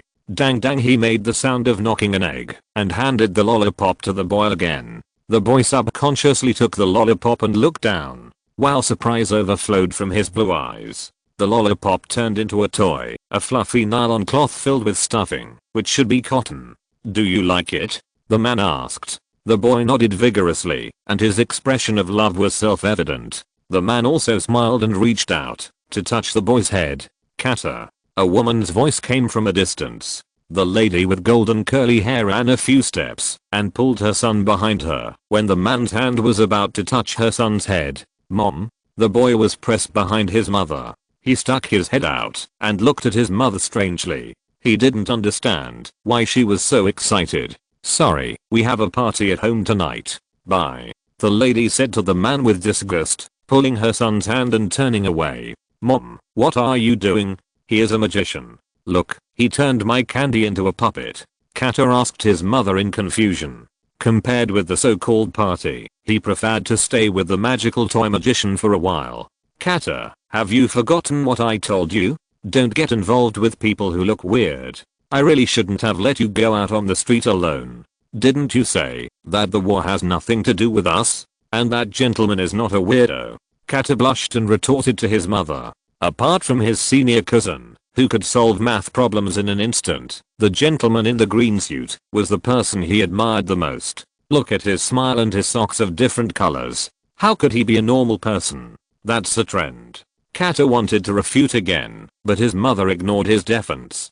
Today we agreed to go to see acrobatics after the party, remember? The lady decided to divert her son's attention. Flying Grayson? Oni and the others have seen it, and I heard that Boston Brand is also in that circus. Kata was indeed diverted by this little trick-like chat. How can you like that dangerous lunatic? His movements are not beautiful, and they always make people scream. I like the Grayson family more. They work well together, like robins dancing in the sky. Okay. The lady noticed that her son pouted because his favorite acrobat was belittled, so she quickly changed her words. In fact, that guy Boston Brand is also very good. You boys always like excitement, and he can always satisfy you. She whispered in a voice that only she could hear. It's better to watch a dangerous acrobat than to stay with a dangerous weirdo. The man in the green suit still kept the posture of reaching out to touch his head, frozen in place. After a few seconds, he retracted his hand. Flying Grayson? Looking at his expression, it seems that he has found a new toy. Beside the huge mountain range, tents are spread out one after another, like a small village, stationed here. Residents come with curiosity, holding colorful flyers, searching for programs they are interested in. There is an acrobatic troupe that the town has hired at a high price to dispel the dark clouds above the residents' heads. Some people came with gloomy faces, and of course some left excitedly. The exciting acrobatic performances can indeed soothe people, even if this relief is only temporary. An acrobatic actress in a tights wiped the sweat from her forehead, opened the tent and walked out. The mountain breeze did not disappoint her. Compared with the suffocating tent, the wind outside was comfortable and refreshing. People came one after another. Some people like to watch acrobats with bodies as flexible as snakes. Some people like to watch deformed children and find happiness in their weird or incomplete bodies. As a big star of the acrobatic troupe, King Shark is one of them. More people like to watch acrobatics. The Flying Grayson family and Boston Brand are the most famous representatives of the acrobatic troupe. Sir, what show are you going to watch? She noticed a man in a green suit, holding a promotional brochure, standing motionless at the door. It seems that he is hesitating, and he has been hesitating for a long time. The man looked up at the actress strangely, and pointed at the promotional leaflet. When does this show start? This is Dr. Fate. In the corner of the leaflet, there was an inconspicuous photo. A man wearing a leather jacket, jeans, and an antique helmet sat on an old sofa. There was also a concise introduction. Dr. Fate, the show starts at 8 o'clock tonight. Choose your destiny. The actress looked at the man in the dark green suit strangely. Dr. Fate's show is just behind this road, in the small tent at the back. Thank you. The man smiled and nodded, put away the leaflet, and walked towards the small tent. How strange. She shook her head. Dr. Fate, performing some acrobatic stage plays, is a show with the least number of viewers. Even if there are more than a dozen people watching each show, most of them are there to see the mysterious helmet full of historical atmosphere. Obviously, this man is also attracted by the helmet, but the actress believes that this man will soon come out of the tent with regret. She has seen this scene no less than 30 times. The show is starting. Kuna, come on. Dick, I'll be there soon.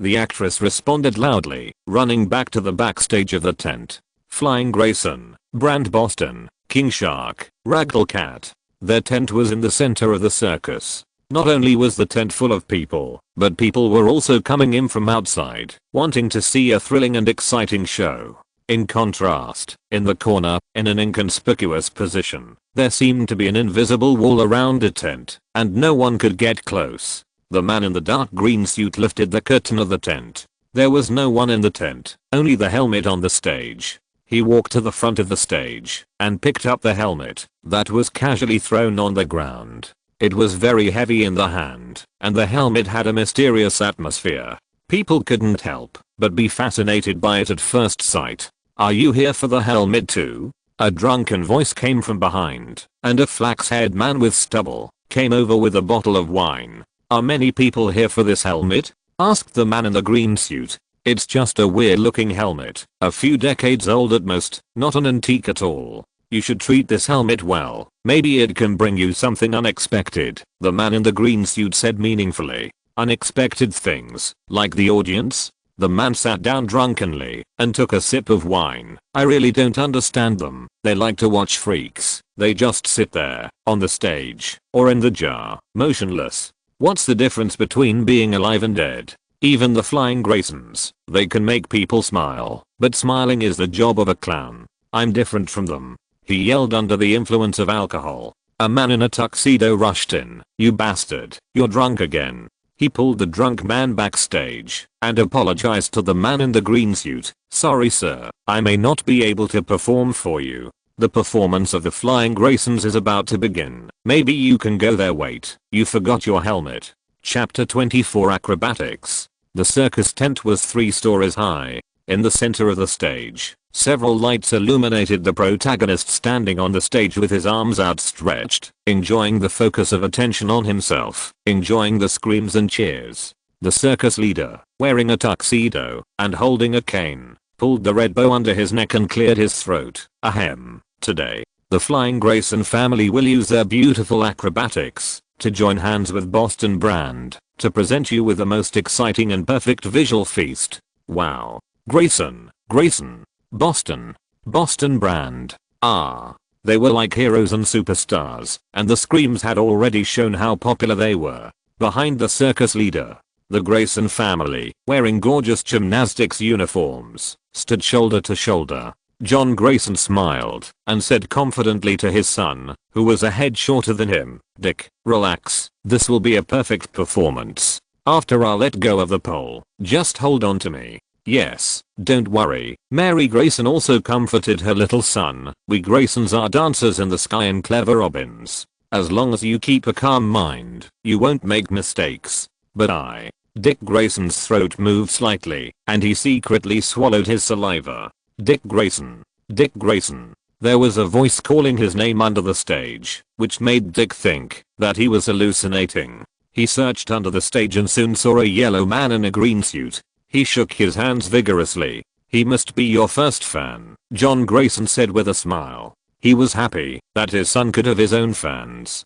Dick nodded slightly in agreement and smiled friendly at his first fan. Lizu put down his waving hands. The audience here was like a fanatical star chaser. When he put down his hands, he was quickly drowned in the sea of voices. "Dick Grayson," he whispered the real name of this superhero like a murmur. A completely broken world. All superheroes have embarked on completely different paths. Next to Lizu sat a young couple, who were laughing at the tights and funny color matching of the flying Grayson family. "Where are you from, man?" The German man sitting next to Lizu poked his arm and asked. Gotham, North America? I feel so sorry." The German man looked regretful. "I heard that there is a flying alien with flames in his eyes, which directly destroyed most of Washington, D.C. It's like hell on earth now." The woman next to him also leaned over to talk. "Really?" Lizu couldn't help but raise the corner of his mouth. "It seems that our Kal-El has found his own fairness and freedom bill. He looks weird." The woman pulled her boyfriend's arm and whispered. "That's right." The German man nodded. They distanced themselves from Lizu because of that pathological smile. The performance began, and the lights on the stage went out, leaving it completely dark. 5 seconds later, a dazzling beam of light lit up in the corner of the stage, attracting everyone's attention. Under the strong beam of light, a bald figure in red clothes stood on a 16-foot high pole with his hands open.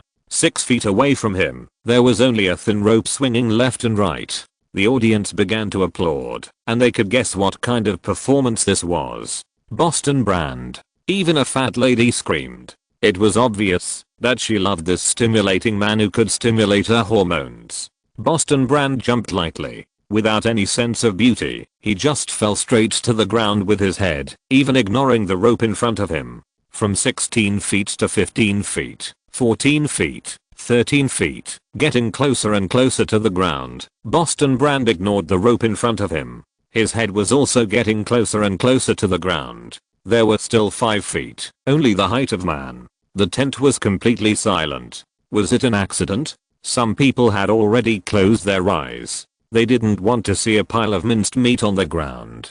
That would definitely keep them from eating for days. At the last limit, Brand finally reached out and grabbed the rope. Stop. At the last moment, his head was only a thigh's length from the ground. Suction. The audience inhaled at the same time. Then, thunderous screams and cheers. Although there was no beauty, and it was even simple and crude, this extreme skill that almost challenged life and death successfully won a full house of applause. It was a very successful warm-up. Lizu followed and clapped his hands. "Next, please welcome the Flying Grayson family." The lights came on, and the elegant sky dancers, with their jaw-dropping flexibility, walked to the front of the stage like a ballet on the wire. They danced in the sky, and the ropes and horizontal bars that seemed to support their bodies were like tree branches for temporary landing. Elegant and full of beauty, the audience smiled and appreciated this scene. Suddenly, with a crackling sound, the tent was torn apart. A figure tore through the tent above his head and knocked away the dancing robins in the air. Another figure knocked away the challenger of death, Boston Brand. The dense invaders were women, wearing armor, holding swords and shields, with murderous intent boiling between their brows. The Amazons of Paradise Island. "Find the helmet of Naboo." The leading Amazon warrior turned around and said, "It's nearby." The sudden intrusion of the Amazons detonated the scene. Chaos, screams, and escape. People fled in all directions. The Amazons are here, and it won't be long before this place becomes a battlefield. Only Lizu sat on the chair, not in a hurry. Another figure knelt on the ground and cried bitterly. Dick Grayson. As the last performer, he had not yet stood under the light, so he escaped. He was the only one who survived. World Exploration degree 45%. The ruthless blade cut the necks of the innocent, split their chests, and chopped off their arms. The Amazons wielded their weapons, slaughtering ordinary people like cattle and sheep. Lizu sat quietly on the chair and did not run away. He watched the Amazons slaughtered one by one and left until only himself and Dick Grayson were left in the tent, each with an Amazon warrior standing beside them. The cold sword pointed at his head. "I guess you give preferential treatment to those who do not resist, right?" Lizu glanced at the reflective blade and asked the Amazon warrior. The proud Amazon looked down at Lizu. Your cowardice has saved your life. You can go to the concentration camp and continue to survive. Of course, I have always cherished my life. Only life can guarantee that I can explore the world more. Lizu raised his hands to ensure that he would never resist. But I don't agree with cowardice, the Amazon female warrior sneered. I can cut your throat with just one swing of the sword. Lizu suddenly bent back to distance himself from the blade. He supported the chair with one hand and escaped the attack range of the blade with a difficult 360-degree backflip. He landed, his body shaking slightly, like an acrobat. Acrobatics, basic, 2%. Thank you for the 100 Kidian coins reward from Telyanshuan, who is the Kami of the New World. Chapter 25, Hatred is a Vortex. The Amazon warrior chopped with the long sword, and the chair was neatly split in half. The thin man in the green suit in front of him actually had the agility that only years of training could give him. Like an acrobat, he jumped and spun to avoid the long sword. She chased him with big strides, like a wild bull, moving forward angrily. Chop, chop, chop. The wind rustled. The man was like a nimble monkey. He stepped lightly on the chair with his toes and spun his body. Although he didn't have the gracefulness of the Grayson family, at least he was very agile. Dick, who was kneeling beside his parents' bodies, raised his head. He saw Lizu dodging the attack and gritted his teeth. As a member of the Flying Grayson and the top acrobat, Dick's physical skills have been honed to the peak of flexibility and agility. He swept his right leg across the ground and threw down the Amazon warrior beside him, whose attention was attracted. The anger in his heart had already filled his chest. Go and be with your parents. The Amazon warrior fell to the ground. She got up with her sword in anger and chopped at Dick. There were already enough men in the concentration camp. They didn't need men without slavery. But an iron rod flew over and hit the back of the Amazon warrior's head. Blood splattered. Boom. The body fell in front of Dick's toes, and the iron rod was stuck in the back of the Amazon warrior's head.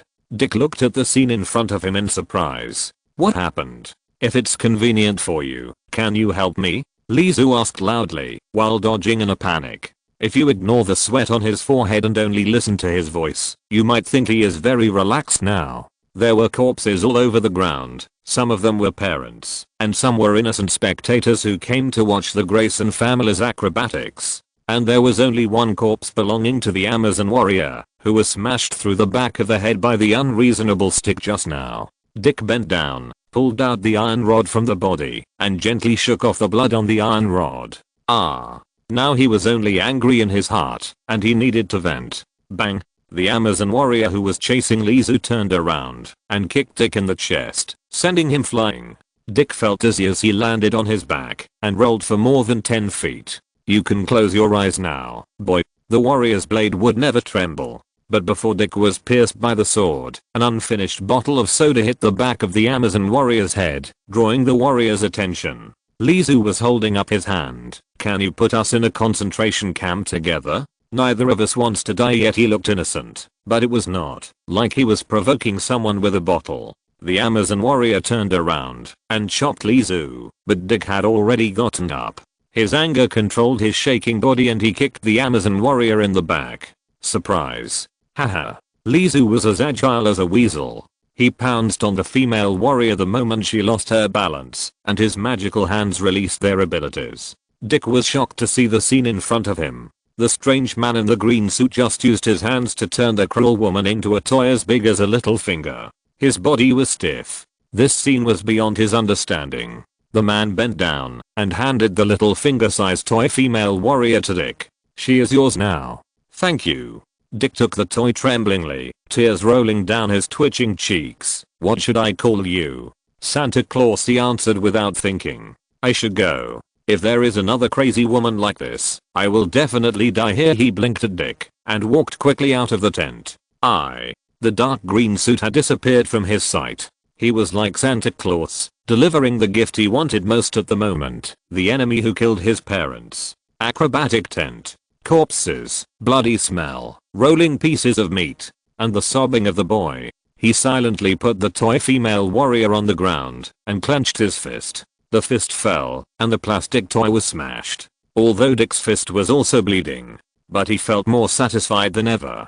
Enjoyable. Outside the tent, Lizu did not leave. He just stood outside the tent, listening to everything inside, and couldn't help but smile. Why did I do this? He looked at the air in front of him, and talked to himself, as if someone was asking him a question in front of him. I just want him to feel better, Lizu answered to himself. In front of Lizu, there was indeed a figure standing, a figure that only he could see. The acrobat just now, Boston Brand. Now he was only a soul, still wearing that tasteless red gymnastics suit. Hatred will drive Dick crazy. He should run away now to save his life, Boston Brand said. I can't protect his life. Under the attack of this group of crazy women, any human being can't hold on. Lizu walked forward slowly. I should run away. If I'm lucky, maybe I can leave before they find me. Boston Brand exhaled and rushed into the tent. A few seconds later, Dick Grayson had already run out, and he was still exclaiming why his body was out of control. The Amazons were searching for the helmet of Naboo. Lizu had just seen that helmet a few minutes ago, but he had no interest in wearing it and becoming the so-called Dr. Fate. Perhaps it would be more in his interest to turn Dr. Fate into a collection in his prop box. Boom. An explosion sounded from behind. It seemed that a stupid Amazon warrior accidentally ignited the gunpowder used to create the explosion effect in the circus. The flames engulfed one tent after another. There were also screaming people and invaders. Lizu took a step and ran away. He ran towards the town against the flow of people. It was as if he was ready to die. Hey, run this way. The voice came from the roof. It was Dick Grayson, and next to him was the figure floating, the dead Boston Brand. In Dick's arms, he was actually holding that helmet, the helmet of Naboo. Under Lizu's gaze, Dick landed with an elegant front flip and ran easily beside Lizu. They are looking for this. I think, no matter what it is, we can't let them get it. That's right. Lizu nodded in agreement. What are you going to do? Lead them to the train station and blow up the train. When I took the train here today, I noticed that there was a lot of oil next to the train station. What do you think? Dick trusted this friend who had fought side by side with him. He wanted revenge. Rage filled his chest and brain. Don't agree to him. Let him run for his life, said the dead Boston on the side. It seemed that Dick could not detect Boston's existence. Lizu nodded. I think this is a good idea. Boston was angry. He wanted to pounce on Dick and control his body again. But the light emitted by the helmet prevented him from getting close. He could only yell at Lizu helplessly. You are such a bastard. End of this chapter. Thank you very much for reaching the end. Don't forget to like. Looking for more exclusive content and immediate access? Subscribe to our Patreon. Remember, every like, subscription, or donation encourages us to continue. Thanks to everyone. See you in the next video.